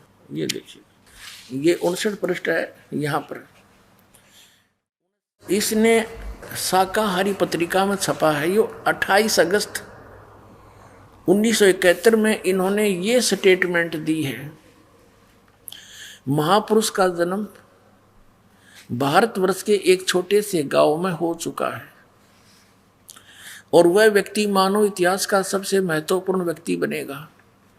उसे जनता का इतना बड़ा समर्थन प्राप्त होगा कि आज तक किसी को नहीं मिला है। वह महापुरुष नए सिरे से विधान को बनाएगा और वह विश्व के संपूर्ण देशों पर लागू होगा। उसका एक झंडा होगा, उसकी एक भाषा होगी। ये शाकाहारी पत्रिका में 28 अगस्त 1971 में इसने ये वचन बोले। पुण्यात्माओं, 28 अगस्त 1971 को इस जय गुरुदेव पंथ के प्रवर्तक श्री तुलसीदास जी ने ये कहा, तो लोगों ने इनसे पूछना प्रारंभ कर दिया कि हे महाराज जी, वो जन्म हो चुका है उस महापुरुष का, तो कहाँ है वो, हमें बता दो, बताओ तो श्री। तो इसने फिर 7 सितंबर 1971 को फिर स्टेटमेंट दी है। ये पृष्ठ नंबर 50 पर लिपिबद्ध है, देखिएगा इसी पुस्तक के 50 नंबर पृष्ठ पे। शाकाहारी पत्रिका 7 सितंबर 1971 को इसने क्या कहा कि वो 20 वर्ष का हो चुका है। ये देखिएगा वह अवतार जिसका 28 अगस्त 1971 को इसने वर्णन किया है, जिक्र किया, वह अवतार जिसकी लोग प्रतीक्षा कर रहे हैं 20 वर्ष का हो चुका है। यदि उसका पता बता दूं तो लोग उसके पीछे पड़ जाएंगे। अभी ऊपर से आदेश बताने के लिए नहीं हो रहा है, मैं समय का इंतजार कर रहा हूं और सभी महात्माओं ने समय का इंतजार किया है। समय आते ही सबको सब कुछ मालूम हो जाएगा। पुण्यात्माओं, 8 सितंबर 1951 को इस रामपाल दास का जन्म हुआ, गांव धनाना, और जिला उस समय रोहतक था, अब सोनीपत हरियाणा के अंदर भारतवर्ष में। और 7 सितंबर 1971 को ये दास पूरा 20 वर्ष का हो चुका था। 8 सितंबर को 21वां वर्ष शुरू हो जाता है। अब इसने 7 सितंबर 1971 को भविष्यवाणी की है कि वो 20 वर्ष का हो चुका है, वह अवतार जिसकी लोग प्रतीक्षा कर रहे हैं 20 वर्ष का हो चुका है। यदि उसका पता बता दूं तो लोग पीछे पड़ जाएंगे। अपने आत्माओं, ये तो है उनकी, या भविष्यवाणी भी नहीं कह सकते, इन्हें तो साची साच बता दी। उस समय इसकी दिव्य दृष्टि काम करे थी और परमात्मा ने इसको भेज रखा है, क्योंकि ये सभी आत्माएं भगवान कबीर साहिब के बच्चे हैं और जिनमें आज तक भी थोड़ी बहुत भक्ति की चाह और शक्ति उपलब्ध है। तो ये वो प्राणी हैं जो कभी पहले कलयुग में, जैसे अब वर्तमान में ये सच्चा मार्ग चला है, इसमें विचलित हो जाएंगे 2, 4, 5 वर्ष में, तो उनके इस मंत्र से इतनी कमाई इकट्ठी हो जाएगी, पूछो मत। स्वर्ग में देवता भी बनेंगे और ब्रह्मलोक में भी रहेंगे और फिर अन्य युगों में भी अच्छी राजपद प्राप्त कर लेंगे और फिर भी कुछ भक्ति शेष रह जाएगी, उसका नाश ये कलयुग में करा होगा। अब ये वही आत्माएं हैं परमात्मा की, इनको भेजा तेनो था कि तू ही बता दिए उस टाइम से जब सारा काम ठीक हो ले, कति कंडम कर दिया काल नहीं हो। उस समय तो ये साची बोल गया, परमात्मा ने दया करवा दिया आपके ऊपर। देखो इन जय गुरुदेव वाले पंथ के अनुयायियों ने कम से कम इतना तो विचार लाना चाहिए, बुद्धि से सोचना चाहिए कि ये खुद कहता है कि कोई और महापुरुष है और उससे सबका कल्याण होगा, तो उसके पीछे क्यों लाग रहे हैं? छोड़ देना चाहिए उसको। चल इसकी बुद्धि काम नहीं करती है तो इसकी तो बैटरी डिस्चार्ज हो ली, यानी भक्ति नष्ट हो ली कति। नहीं तो ये उस दिन साची बोल रहा था, आज क्यों नहीं बताता? कह दे बरवाड़ा में बैठा भाई 20 वर्ष वाला,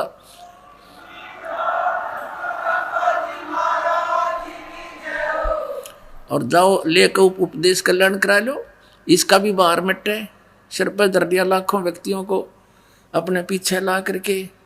अपने आत्माओं, ये तो ऐसी बात है, ये ना बताते तो भी ये तो होना ही है।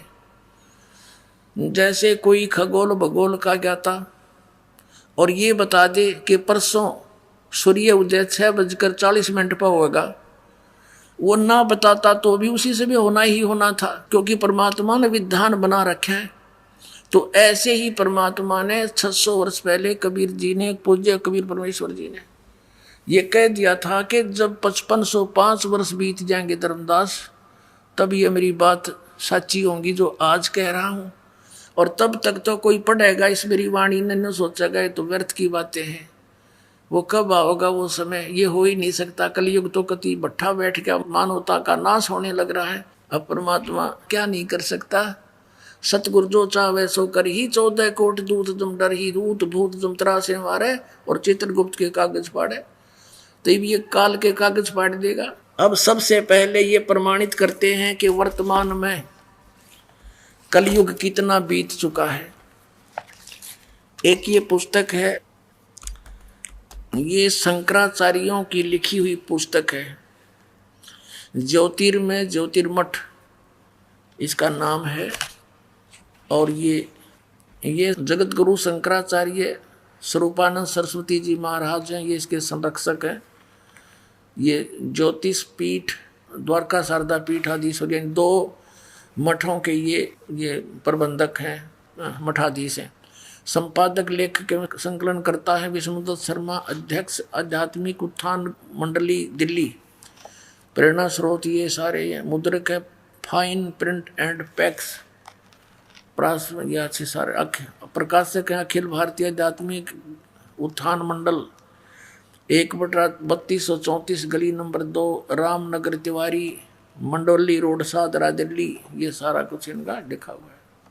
इसके 11 पृष्ठ पर आपको दिखाते हैं।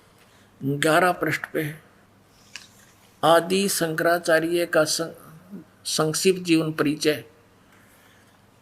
इसमें क्या लिखा है कि लगभग 2500 वर्ष पूर्व शंकराचार्य का जन्म चरमराती अवस्था के युग में केरल प्रांत में पूर्णा नदी के तट पर कालाड़ी ग्राम में धर्मनिष्ठ मुद्री शैव ब्राह्मण श्री शिव गुरु व धर्मपरायण सुभद्रा के घर हुआ। अब यहाँ लिखा है गुरु परंपरागत मठों के अनुसार उनका आविर्भाव काल, शंकराचार्य का जन्म समय ईसा पूर्व 508 वर्ष माना जाता है। ये या जो लिखा है ना 476, ये इन्होंने गलत लिखा है, क्योंकि 32 वर्ष की आयु में शंकराचार्य जी की मृत्यु होगी थी। ये या नहीं लिखना था यहाँ पर, तो यहाँ ये 508 या 476, इसमें 32 कम कर दो। तो इस प्रकार ईसा से 508 वर्ष पहले इनका जन्म हुआ। अब वर्त इधर से देखेंगे, आज 2012 है तो शंकराचार्य का जन्म 2520 वर्ष आज से पहले हो चुका था, 2520 वर्ष। और अब हम देखेंगे कि उस समय कलयुग कितना बीत चुका था जब इनका जन्म हुआ, यानी 2520 वर्ष पहले कलयुग कितना बीत चुका था जब इनका जन्म हुआ। इसमें देखिए हिमालय तीर्थ नामक एक पुस्तक है, और ये कहाँ से छपी है, हिमालय तीर्थ, जेपी नंबूरी, उप मुख्य कार्यधिकारी श्री बद्रीनाथ केदारनाथ मंदिर समिति, और ये इनका सारा डिटेल दे रखा है। हिमालय तीर्थ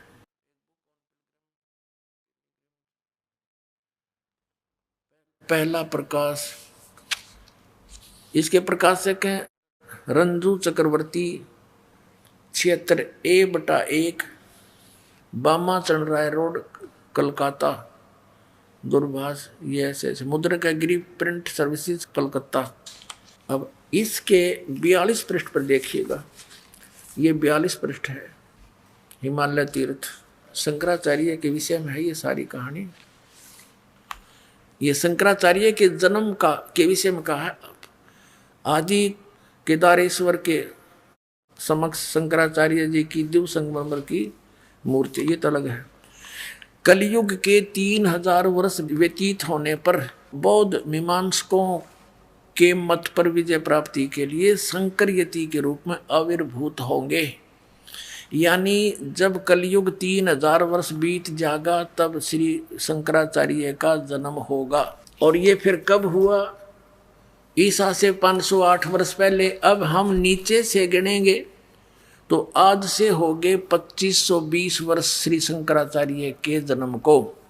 और उस समय कलयुग कितना बीत गया था? 3000, और 3000 इसमें जोड़ दे 2520 में, आज 5520 वर्ष कलयुग बीत चुका है। अब हमने कलयुग निकालना है। अब कलयुग सन 2000 में कितना बीत गया? 5508 वर्ष बीत गया सन 2000 में। हम 2000 से मान लें कि 2000 से पहले 508 वर्ष पहले तो शंकराचार्य का जन्म हुआ ईसा से, तो 2000 में और 3000 वर्ष कलयुग बीत चुका था, तो 5508 वर्ष हो गए सन 2000 में। और 5505 कद होंगे सन 1997 में। 3 कम कर दो 2000 में से। सन 1997 में कलयुग 5505 वर्ष बीत चुका था। मार्च 1997 में फाल्गुन की सुदी यानी चांदनी एकम के दिन के 10 बजे वो परमेश्वर इस दास को कुछ क्षणों के लिए मिले थे और ये आदेश दे गए थे, अखा दे ढूंढाई। अब आपको दिखाते हैं।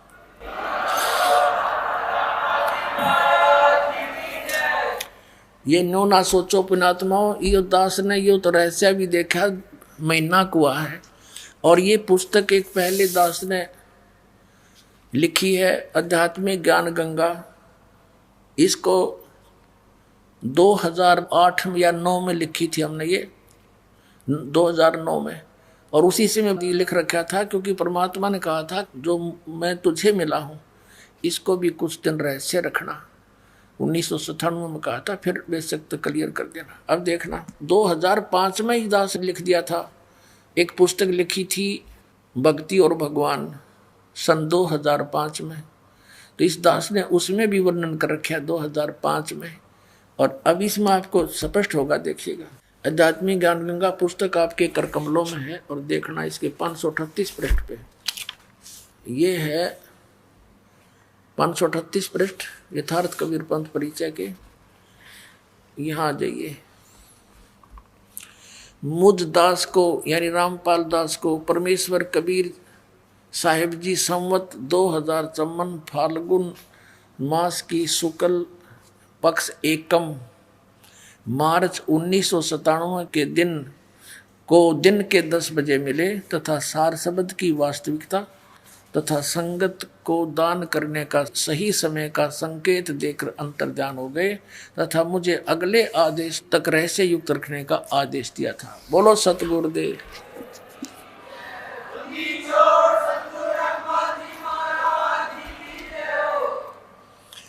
अपने आत्मा वाग्य परमात्मा ने एक अमरवाणी और खजाना हमें दिया है। ये देखिएगा, आपको दिखाते हैं। सौषम वेद, ये कबीर सागर आपको फिर दिखाते हैं। संपूर्ण 11 भाग परमात्मा की अमरवाणी है, इसके अंदर कबीर जी की बोली हुई। ये समसम वेद बोध नामक एक चैप्टर है, बोध सागर का ही है। इसके पृष्ठ नंबर 171 में यहाँ क्या लिखा है? परमात्मा का आदेश। परमात्मा ने क्या कहा था कि 5 सेंस और 500 यानी 5500 5500 जब कलयुग बीत जाए, महापुरुष फरमान तब जग तारण को आए। होय ये दास भेज दिया परमात्मा ने कि एक महापुरुष आएगा, पूरे संसार को तारेगा, उसका कल्याण करेगा जब 5500 वर्ष कलयुग बीत जाएगा। ये कबीर साहब के वचन हैं। ये यहाँ से प्रारंभ किया है दाता ने, ये यहाँ से है। ये सत कबीर वचन है। ये सत कबीर वचन है। 170 से प्रारंभ है, हम 171 पर पढ़ रहे हैं। परमात्मा के वचन चल रहे हैं कबीर जी के। अब क्या बताया है कि 5 सेंस और 500 यानी 5500 जब कलयुग बीत जाए, महापुरुष फरमान जग तारण को आए। हिंदू तुर्क आदिक, अब देखो परमात्मा की वाणी कितनी मार्मिक है। हिंदू मुसलमान आदिक माने और भी, उनको पता था ये सिख धर्म ईसाई धर्म ये और नरे पनपेंगे, इन सब में जितने भी जीव हैं सब का कल्याण करेंगे। देखिएगा, हिंदू तुर्क आदिक जेते सब है, जेते जीव जहान, सतनाम की साख गह ये पावे पद निर्वाण। यानी सतनाम को प्राप्त करके समझ के और सभी मोक्ष प्राप्त करेंगे, मोक्ष पद प्राप्त करेंगे। निर्वाण माने मोक्ष, सबका कल्याण होगा जो इस सतनाम को प्राप्त करके मर्यादा में रहेंगे। अब कहते हैं यथा शरीत गण आप ही, जैसे परमात्मा ने कबीर वाणी में वहां बोला था कि जब 12वें पंथ हम ही चल आवे, स्वयं आएंगे। परमात्मा कबीर जी ने कहा है और सब पंथों को मिटा के एक पंथ बनाएंगे। अब इस दास को इस योग्य समझा होगा, अपने कुत्ते को अपनी पुण्यात्माओं को जगाने के लिए परमात्मा से दास ने अर्ज करी होगी, भगवान आपके साथ तो बहुत बुरा करते हैं, इस दास को भेज दो। कोई बात नहीं, मैं तो कुत्ता हूँ आपका, ठोकर खा लूंगा, लेकिन आपके बच्चों को जगा दूं, इतनी शक्ति अवश्य दे देना। तो उन्होंने दया करके इस दास को भेज रखा। देखिएगा, अब कहते हैं 12वें पंथ हम ही चलावें, सभी पंथों को मिटा के एक पंथ में लावें। उसी का यह प्रमाण है कि वो सभी कैसे इकट्ठे होंगे, सच्चाई से परिचित होकर सभी पंथ और सभी ऐसे मिल जाएंगे जैसे यथा शरीत गण आप ही मिले सिंधु में धाये, और सत सुकृत के मध्य तिमी सभी पंथ समाये। क्या बताया है कि जैसे सरिता दरियाएं, सरितगण बहुत सारी दरियाएं, नदी अपने आप ही समुद्र में शीघ्रता के साथ मिल जाती हैं, वो रुक नहीं सकती। ऐसे उस सत्सुकृत पंथ में, उस श्रेष्ठ पंथ में जो दास ने चलाया है, उसमें ऐसे सारे मिलकर ऐसे समा जाएंगी जैसे सरिता दरियाएं समुद्र में जाके स्पीड मिल जाती, उनको कोई रोक नहीं सकता। देखिएगा, कहते हैं यथा सरितगण, जैसे दरियाएं आप ही मिले सिंधु में धाये, वेग के साथ तीव्रता से, और सत्सुकृत के मध्य, सत्सुकृत माने उस अच्छे सच्चे पंथ में, मध्य तिमी माने उसी प्रकार जैसे सरितगण मिल जाएंगी। सभी पंथ समावें, वो सारे पंथ नो इकट्ठे हो जाएंगे उसमें। जब लग पूर्ण होए नहीं ठीके को तिथिवार, और कपट चातुरी तब लग यू सब संवेद निर्धारे। परमात्मा ने कहा कि धर्मदास, जब लग वो 5500 वर्ष कलयुग नहीं बीतेगा, यो ठीक का समय धर दिया, ठीक धर दी मैंने कि उस समय यू काम करूंगा मैं। यो ठीक माने होता है निर्धारित समय करना, क्योंकि ये बहुत पुराने शब्द हैं और वर्तमान के बच्चे तीन से अपरिचित हैं। यदि और 10, 20 वर्ष, 50 वर्ष लेट हो जाते तो इन सदग्रंथों की इस भाषा को कुछ समझनिया नहीं मिलता, क्योंकि दास का जन्म 60 वर्ष पहले हुआ था, जब सारी देसी लैंग्वेज थी अपनी, और वही इनमें विद्यमान है। तो ये दास ने अच्छी तरह पता है। जैसे कोई व्यक्ति पैसे ले जाता था हमारे ताऊ चाचा पिताजी से, और वो उससे मांगने जाते थे, उस समय रख देता था, तो वो फिर आगे समय बता देता था, महीने 2 महीने का। तो कहते थे उसने तो आगे ठीक बता रहा है, पैसे नहीं दे रहा। यानी ठीक बताना, निर्धारित समय कर देना कि उस दिन दूंगा पैसे। तो ऐसे ही ये बता रहे हैं कि जब तक मेरा यू ठीक वाला समय नहीं आवेगा, तब तक तो ये मेरी सब संवेद, ये सब संवेद चैप्टर में लिखी गई है कबीरवाणी में, कि सब संवेद सबको निराधार महसूस होगा कि वो कह रखा अब तक कुछ नहीं हो लिया और कलयुग बढ़ता ही जा रहा है। तो कहते हैं जब लग वो ठीक का तिथिवार नहीं आवेगा, समय निर्धारित, तब तक तो मेरी यह बात निराधार दिखाई देगी, और फिर आन दे वो ठीक का समय देखना। जब लग पूर्ण होवे नहीं ठीक को तिथिवार, कपट चातुरी तब लगे सब संवेद निराधार। अब कहते हैं जब तक इस समय नहीं आओगा, इतने मानव के अंदर कपट और चातुरी बहुत होगी, फिर क्या होगा? सब ही नारी नर शुद्ध, तब सब नेक हो जाएंगे, बुराई छोड़ देंगे, क्योंकि वो भगवान से डरने वाले हो जाएंगे। सब ही नारी नर शुद्ध तब, जब ठीक का दिन आवंत, यू आवंत है, अंत नहीं, मिसप्रिंट बहुत कर रखा है इन्होंने। और कपट चातुरी छोड़ के सभी शरण कबीर गहनते। बोलो सतगुरुदेव।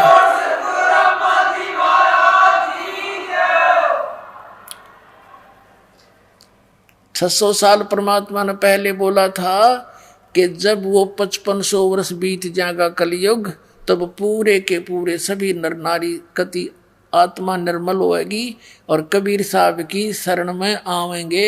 ये मालिक का वचन है, ये टल नहीं सकता। ये देखिए, सब ही नारी नर शुद्ध तब, और जब ठीक का दिन आवंत, कपट चातुरी छोड़ के ये शरण कबीर गहनते। सब चतुरता छोड़ के, कपट छोड़ के मेरी शरण में आओगे। परमात्मा ने कहा था एक अनेक हो गए और पुनः अनेक हो एक। अब नाना पंथ बन गए, नारे नारे धर्म बना दिए परमात्मा के बच्चों के। कहते ये सभी एक से अनेक हो गए, ये पुनः फिर एक होंगे। उस टाइम एक अनेक हव गए, पुनः अनेक हो एक। और हंस चले सतलोक को, सब सतनाम की टेक। ओए पुण्यात्माओं, अभी तक ये नकली पंथा वाले ने राधा स्वामी वाले ठेका ले रहे हैं सतलोक का। इनका सतनाम समझ में नहीं आया क्या है। अभी दिन में आपको बताया था, सारी उनकी वो दिखाई थी हिस्ट्री। इन्हें कख भी नहीं पता सतनाम का। ये 2 अक्षर का सतनाम, जिसमें एक ओम है और एक तत्व है, सांकेतिक है। और कहते ही सतनाम को लेकर के और सभी मोक्ष प्राप्त करेंगे और सतलोक जाएंगे। इनका सतनाम समझ में ना आया, क्योंकि वो लीला थी मालिक की। जैसे आदरणीय नानक साहिब जी को भी कसम दिला दी थी परमात्मा ने कि तू जाप कर और अपना कल्याण करवा लो। अभी इसको किसी के सामने सार्वजनिक ना करना, नहीं तो बात बिगड़ जाएगी। ये नकली पंथा वाले का हाथ लग जाएगा। ये मूल मंत्र, इसको छुपा कर रखो। और उन्होंने दृढ़ता से पालन किया उनकी आज्ञा का। किसी भी सिख समाज में उसको प्रवेश नहीं होने दिया, कहीं नकलिया का हाथ ना लग जाता। आज बैठा देते, अधिकारी ये थे नहीं, और ये नाम ये भी देते पाते। कैसे भिन्नता दिखाते आज दास साहब को। ये महापुरुषों की एक महानता है आपके ऊपर, परम कल्याण उन्होंने इसको गुप्त रखा। बोलो सतगुरुदेव।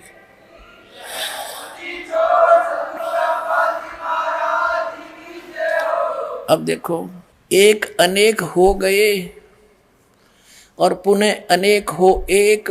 हंस चले सतलोक को सतनाम की टेक, यानी जिसने यू सतनाम ले लिया मर्यादा में रहेंगे तो सारे के सारे हंस बनकर, यानी शुद्ध होकर के नर नारी शुद्ध हो जाएंगे। हंस उसी को कहते जो बुराई छोड़ दे और भक्ति करे, और सतनाम की टेक से सतलोक चले जाएंगे। हंस चले सतलोक सब सतनाम की टेक। घर घर बोध विचार हो दुर्मति दूर बहाए, और कलयुग में एक हो के बरते सहज सुहाए। कलयुग में सभी एक हो जाएंगे। 5500 वर्ष जब कलयुग बीत जाएगा, जब एक हो के एक हवे और सोई और बरते सहज सुभाए, सब नेक नीति से रहा करेंगे। कोई छल कपट नहीं रहेगा, कोई बुराई नहीं करेगा। घर घर बोध विचार हो दुर्मति दूर बहाए, और कलयुग में एक हो सोई बरते सहज सुभाए। पुण्यात्माओं, आप देख रहे हो बच्चे परमात्मा के इस ज्ञान गंगा पुस्तक को घर घर द्वार द्वार गांव गांव नगर नगर में बांटने जा रहे हैं। घर घर बोध विचार हो दुर्मति दूर बहाए, ये निर्मल ज्ञान परमात्मा का अब घर घर में जा रहा है। और जो भी बच्चा उपदेशी हो जाता है वो आकर यहाँ इस ज्ञान से परिचित होने के बाद यही प्रार्थना करता है कि महाराज जी, हमारे क्षेत्र में ये ज्ञान का प्रचार नहीं है, मुझे आज्ञा दो, मैं ज्ञान गंगा पुस्तक को वहाँ भी प्रचार करूँ। करो भाई, अपने भाई बहन सब अपने हैं। कहते हैं जीव हमारी जाति है, मानव धर्म हमारा, हिंदू मुस्लिम सिख ईसाई, भाई धर्म नहीं कोई न्यारा। अब ये परमात्मा कह रहे हैं सब एक होंगे। अब देखियो, घर घर बोध विचार हो, बोध माने ज्ञान, मेरी चर्चा मेरा ज्ञान, कबीर साहब की महिमा का ज्ञान घर घर में विचार हो चलेगा इसका। और सबकी दुर्मति दूर बहाए, सबकी दुर्मति ये दूर हो जाएगी। आपस में लड़ाई, सास बहू की लड़ाई, एक एक पैसे के लिए लट्ठम लट्ठा, रिश्वतखोरी, पड़ोसी के झगड़ा, कोई दारू पी का बकवाद कर रहा है, कोई हुक्का का धुआं छोड़ रहा है, सिगरेट का, ये सब खत्म हो जाएंगे। बहुत निर्मल काम होगा। एक बार फिर से सतयुग जैसा माहौल अब कलयुग में होगा, गारंटीड बात है, ये सत्कर मान लेना। घर घर बोध विचार हो दुर्मति दूर बहाए, कलयुग में एक होकर सोई सब बरते सहज सुभाए। इसका अर्थ ये है, कहाँ उग्र कहाँ शूद्र हो, क्या डाकू हो, चाहे कोई छोटी बड़ी जाति का कोई भी हो, हर सबकी भवभीड़, ये है। इसका अर्थ है कि सभी उस परमात्मा की भक्ति किया करेंगे। सो समान समदृष्टि है समर्थ सत कबीर, जो मेरा दास भेजा जाएगा मेरे द्वारा सबके ऊपर एक दृष्टि रखेगा, समान व्यवहार करेगा, और वो समर्थ सत कबीर ही होगा, यानी मेरा ही कृपा पात्र होगा। मम संत मुझे जान मेरा ही स्वरूपम, अब समझा है तो सर दर पाओ भौर नहीं रे सादा। बोलो सतगुरुदेव।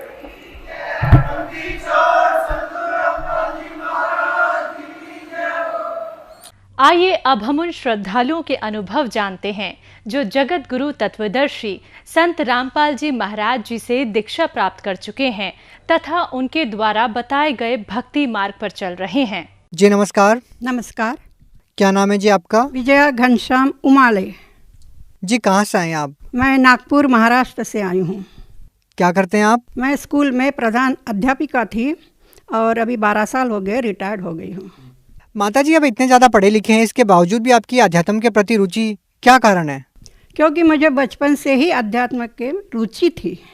हाँ, जब मैं छोटी थी तो मेरे दादाजी हमको आध्यात्मिक बातें बताया करते थे, और रात को 8 बज गए कि वो हमको 8 बजे अपने रूम में बुलाते थे और सब धार्मिक बातें हमको बताते थे। उसमें सबसे ज़्यादा वो हमें गीता के बारे में बताते थे, और इसलिए गीता में मुझे बहुत रुचि थी।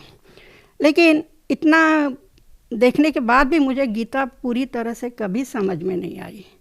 लेकिन आप तो काफ़ी पढ़े लिखे हो। फिर भी नहीं समझ, गुरु के सिवा नहीं समझ सकते। क्या आपने अपने जीवन में पहले कोई गुरु बनाया? हाँ, मैंने बनाए थे। मैं गई थी आसाराम बापू के जो सत्संग आते थे उसमें मैं जाया करती थी। हमारे नागपुर में भी उनके सत्संग होते थे टीवी पे, और कार्यक्रम के लिए मैं जाया करती थी। और उसके बाद मैं कुमार स्वामी इनके यहाँ भी मैं जाती थी, उनसे दीक्षा ली थी 2-3 साल तक। उन्होंने जो बताए थे भक्ति मार्ग वो हम किया करते थे। आप इतने सारे संतों से जुड़े रहे, इसके बाद आपका क्या अनुभव रहा? वो गुरुओं में मुझे ऐसा दिखा कि पैसे से ही ज़्यादा प्यार है। उसमें मुझे इतना दिलचस्प नहीं आया कि यानी मेरा मन आकृष्ट हो जाए, ऐसा मुझे कुछ भी नहीं मिला वहाँ पर। लेकिन लाखों में शिष्य हैं उनके, शायद उनको कम गिर रहे होंगे, वो ज्ञान समझने में कम हो। मैं पढ़ी लिखी होने के कारण मैं किताबें पढ़ती हूँ, ज्ञान पढ़ती हूँ, और जब मुझे वो अच्छा लगता है तभी मैं उसे स्वीकार करती हूँ। माताजी हम आपसे ये जानना चाहेंगे कि पहले ही आप संत आसाराम जी से और कुमार स्वामी से जुड़े हुए थे, तो आपको संत रामपाल जी महाराज जी के शरण में आने की क्या जरूरत थी? मेरे जो पति हैं, हस्बैंड, वो वाराणसी गए थे। वो ऐसे किसी आश्रम में सत्संग सुनने के लिए गए थे और वो वहाँ सेवादार भी थे। 6 महीने से वो वहीं थे। तो कोई सत्संग हुआ और कोई वहाँ पर भगत जी आध्यात्मिक ज्ञान गंगा जो किताब है वो छोड़कर चले गए। तो फिर उन्होंने उन मैनेजर से पूछा मैं ये किताब लेके जाऊँ क्या, क्योंकि इन्होंने कुछ पन्ने पढ़े तो उनको बहुत अच्छा लगा। और फिर मई महीने में 2012 मई में वो जब नागपुर वापस आए तो मुझे भी पढ़ने के लिए दिया। पढ़ने के बाद मैं इतनी आकृष्ट हो गई, वो ज्ञान मुझे इतना अच्छा लगा कि मैंने इनके कहा कि नहीं चलो निकालो रिजर्वेशन, हम बरवाला आश्रम जाएंगे। और 2012 में हम दोनों पति पत्नी बरवाला आश्रम संत रामपाल जी महाराज का जो आश्रम है वहाँ हम पहुँच गए। और जैसे ही मैं पहुँची तो मेरे आँखों में बहुत आंसू आने लगे। पता नहीं क्या था, मैं कभी रोती नहीं, लेकिन उससे मैं पता नहीं क्यों मेरे आँखों से इतने आंसू आते, मुझे समझ में नहीं आया। और मैंने तुरंत ही मैं थोड़ा सा मुझे ऐसा लगा कि नहीं, यही है सच्चा ज्ञान मुझे मिलेगा, यही सच्चा गुरु मुझे यही आश्रम में मिलेगा। और मैंने मेरे पति से भी नहीं पूछा और मैंने नाम दीक्षा ले ली गुरु जी से। जी हमारा सवाल अब आपसे ये है कि नागपुर महाराष्ट्र से इतनी दूर जाकर हरियाणा में संत रामपाल जी महाराज जी से आपने नाम दीक्षा ली, तो आपको नहीं लगता कि आप महाराष्ट्र के ही किसी और संत से नाम दीक्षा लेते तब भी आपको ऐसा ज्ञान मिल सकता था? हाँ, स्थानीय गुरुओं के पास भी हम लोग जाते थे, मंदिरों में जाते थे। पूरे हिंदुस्तान में मैं घूम के आई हूँ, सब तीर्थ यात्रा करके आई हूँ, हिंदुस्तान के बाहर भी मैं घूम के आई हूँ, लेकिन ना मुझे मंदिरों में कुछ ऐसा वातावरण मिला, ना किसी आश्रम में मिला। केवल जो मिला तो संत रामपाल जी महाराज के आश्रम में ही मुझे मिला और मेरे मन की तृप्ति हो गई। जी हम आपसे ये जानना चाहेंगे कि पहले आप संत आसाराम जी से भी जुड़े रहे हैं और कुमार स्वामी से भी जुड़े रहे हैं, तो हम आपसे ये जानना चाहेंगे कि संत रामपाल जी महाराज जी के जब आप आश्रम में गए तो आपको संत रामपाल जी महाराज व अन्य संतों के आश्रम में क्या भिन्नता नजर आई? संत रामपाल जी महाराज के दर्शन के लिए जब हम जाते हैं तो वो दर्शन देते हैं और हर भक्त के ऊपर इसे हाथ रखते हैं, आशीर्वाद देते हैं। तो ऐसा कोई भी आश्रम में ना आसाराम बाबू जी देते थे और ना ही कुमार स्वामी जी देते थे और ना ही और अन्य छोटे छोटे इसमें हम जाते थे, क्योंकि हमें भक्ति करना बहुत आता था, अच्छा लगता था, लेकिन कहीं भी ऐसी परिस्थिति हमको नहीं मिली। तो क्या संत रामपाल जी महाराज ने आपको आशीर्वाद देने के लिए, मुलाकात करने के लिए पैसे भी लिए? ये फेक न्यूज़ है, बिल्कुल गलत है, बिल्कुल झूठ बताया है। वो कोई पैसा नहीं लेते, बल्कि इतना वो आश्रम में मिलता है, खाना वगैरह सब मुफ्त। बाकी आश्रम में तो हमको पैसा देना पड़ता था। लेकिन संत रामपाल जी महाराज जी के अनुयायी ये दावा करते हैं कि उनकी कैंसर जैसी भयानक बीमारियां जो डॉक्टर भी ठीक नहीं कर पाते हैं, वो संत रामपाल जी महाराज ठीक कर देते हैं। क्या वो बिना पैसे के ठीक कर देते हैं? संत रामपाल जी महाराज ऐसे भयानक बीमारियां भी हो जाती है तो कोई पैसा नहीं मांगते, केवल उनके आशीर्वाद से जो मानसिक समाधान भी होता है और जो मंत्र जाप करते हैं उससे उस भक्त में इतनी शक्ति आ जाती है, इतना कॉन्फिडेंस बढ़ जाता है कि वो उस बीमारी को स्ट्रगल करने में कामयाब हो जाता है।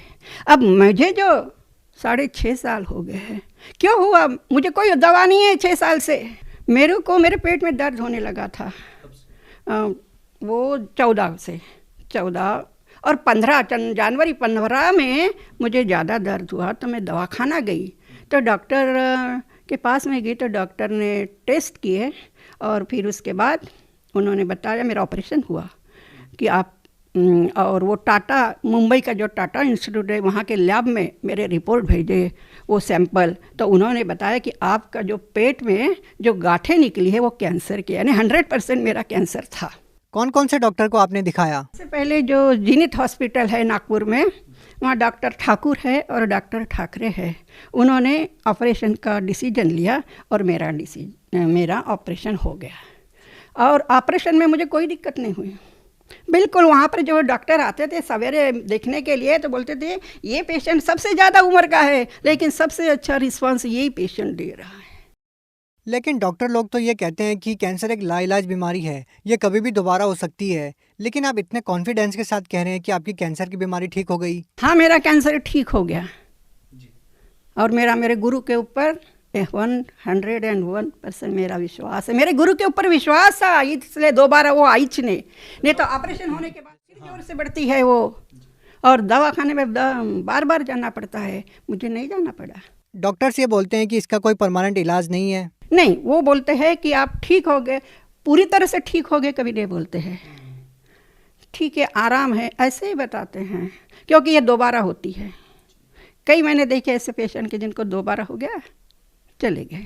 लेकिन संत रामपाल जी महाराज जी के अनुयायी तो ये दावा करते हैं कि उनका सालों पुराना कैंसर ठीक हो गया और दोबारा कभी होता नहीं है। हाँ, क्योंकि मेरा उदाहरण है ना, 6.5 साल हो गए, नहीं तो 2-3 साल में तो चले जाते लोग।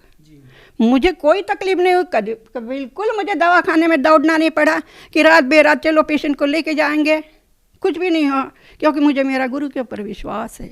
मेरे पाँव में तकलीफ होती थी तो मैं रात को बहुत तड़पती थी, वो भी मेरे पाँव अच्छे हो गए हैं। कोई परेशानी नहीं, बिल्कुल परेशानी नहीं हमें, हम बिल्कुल सुखी परिवार से हैं। माता जी, आप संत रामपाल जी महाराज जी के बारे में और क्या कहना चाहेंगे?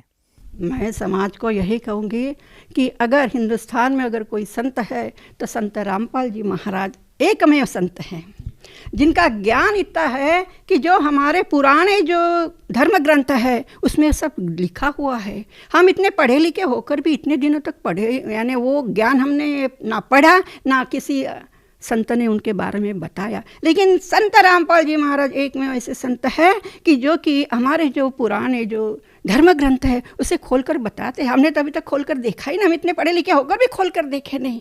तो मैं तो समाज को यही कहूँगी कि हमारे जो ग्रंथ है, जैसे शिव पुराण है, देवी पुराण है, खोल के देखो। वेद तो है लेकिन वेद समझने में बहुत तकलीफ होती है। गीता तो समझ में नहीं आती है क्या कहना चाहते हैं भगवान। संत रामपाल जी महाराज के सत्संग सुनोगे, वो खोल कर दिखाते हैं सब, तो वो समझ में आता है।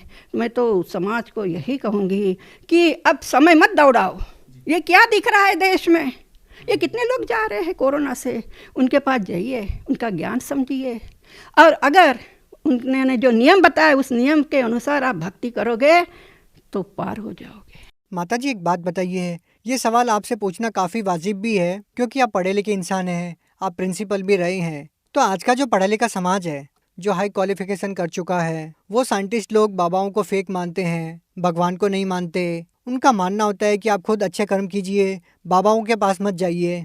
तो आप उन लोगों को क्या कहना चाहेंगे? मैं तो यही कहूँगी, मेरे विद्यार्थी जो है वो भी अब PhD वगैरह बहुत बड़े बड़े हो गए, 40-50 साल के हो गए हैं। मैं वो अगर मेरा इंटरव्यू देख रहे हैं तो मैं तो उनको यही कहूँगी कि ये जो तुम पढ़े लिखे हो ना, जो अब तुम्हें अहंकार आ चुका है कि हम पढ़े लिखे, हम क्यों जाए बाबा लोगों के पास। लेकिन ये भी उनका सवाल ठीक है, क्योंकि भोंदू संत भी बहुत है, उन्होंने उन लोगों को एक प्रकार से फंसाया है, इसलिए उनका विश्वास नहीं है। लेकिन मैं तो कहूँगी कि संत रामपाल जी महाराज के चरणों में आ जाओ, शरण ग्रहण करो और देखिए ना, अनुभव तो आप ले सकते हैं। अगर आपको अच्छा अनुभव आया तो ठीक है, नहीं तो आज जो मैं स्थिति में देश की देख रही हूँ, मुझे बड़ा दुख हो रहा है। क्यों हो रहा है, क्यों इतनी खराब परिस्थिति हमारे देश में आ गई है, क्यों हम नास्तिक हो जाते जा रहे हैं, क्यों हम निगेटिव बात सोच रहे हैं। इसी का परिणाम आज है हमारे देश को भुगत, और कल जाकर ये जो आज के जो बच्चे हैं उनको बहुत बुरे दिन आने वाले हैं। तो इसलिए संत रामपाल जी महाराज के शरण में आओ, पॉजिटिव थिंकिंग है वहाँ पर, और देखिए कि आपका, आपके परिवार वालों का बहुत भला हो सकता है। अभी जो नई बीमारी पूरे दुनिया में हाहाकार मचा दिया है कोरोना ने, तो क्यों नहीं वो साइंटिस्ट लोग जो दवा दे रहे हैं, वैक्सीनेशन दे रहे हैं, फिर भी क्यों लोग मर रहे हैं। पहली स्टेज हो गई, दूसरी लॉट आ गई, अभी तीसरी आने के लिए डरा रहे हैं। रोज़ मीडिया में देखो वो बताते हैं आ रही, लोग डर के मारे कितने परेशान हैं।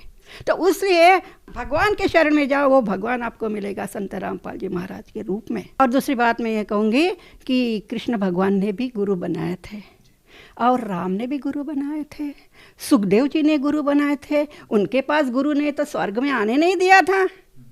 फिर हमें गुरु की कितनी आवश्यकता, गुरु के सिवा हमारा मोक्ष ही नहीं हो सकता, ना हमारी तरक्की हो।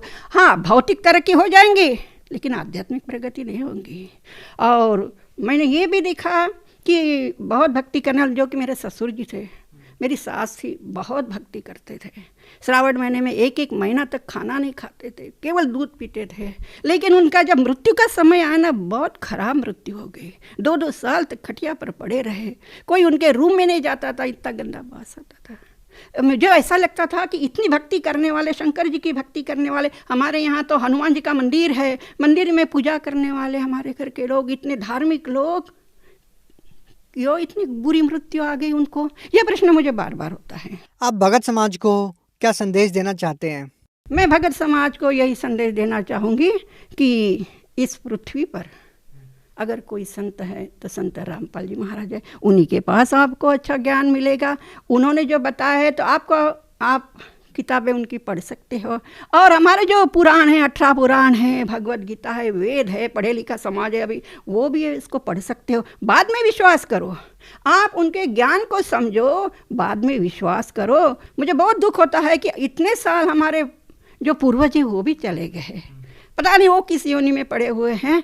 अगर ये ज्ञान अगर मिल जाता था उस समय तो हमारा देश तो और आगे चला जाता था। हम लोग बहुत सुखी रहते। आज ये कोरोना का मुंह हमें देखने को नहीं मिलता था। माता जी, अगर कोई व्यक्ति संत रामपाल जी महाराज जी से नाम दीक्षा लेना चाहेगा तो वो नाम दीक्षा कैसे ले सकता है? उसके लिए व्यवस्था है कि टीवी चैनल, काफ़ी टीवी चैनल्स पर उनके सत्संग आते हैं और वहाँ पर फ़ोन नंबर दिए जाते हैं। उस फ़ोन नंबर को आप लोग देखिए और नंबर कांटेक्ट कीजिए। हर जिले में, हर डिस्ट्रिक्ट में नामदान सेंटर खुले हुए हैं और वहाँ पर आपको जानकारी मिल जाएंगी। नामदान सेंटर पर गए तो वहाँ के जो सेवादार होते हैं बहुत अच्छी प्रकार से समझाते हैं कि हमने कौन सी गलतियाँ नहीं करनी है, गलती करेंगे तो उसका फल हमें क्या मिलेगा, बहुत अच्छी प्रकार से समझाते हैं। तो मैं समाज को कहूँगी कि आइए, अगर मेरे जैसी एक टीचर, प्रधानाचार्य अगर इस संत के चरणों में गई है तो आप लोगों को जाने के लिए क्या है? हम भी तो पढ़े लिखे हैं, हम गंवार नहीं हैं कि अंधविश्वास नहीं है। हम सोच समझ कर यहाँ पर आए हैं और हम तो यही कहेंगे कि यहीं आओ, संत रामपाल जी महाराज जी के शरण में आइए। जी बहुत बहुत धन्यवाद सत साहेब।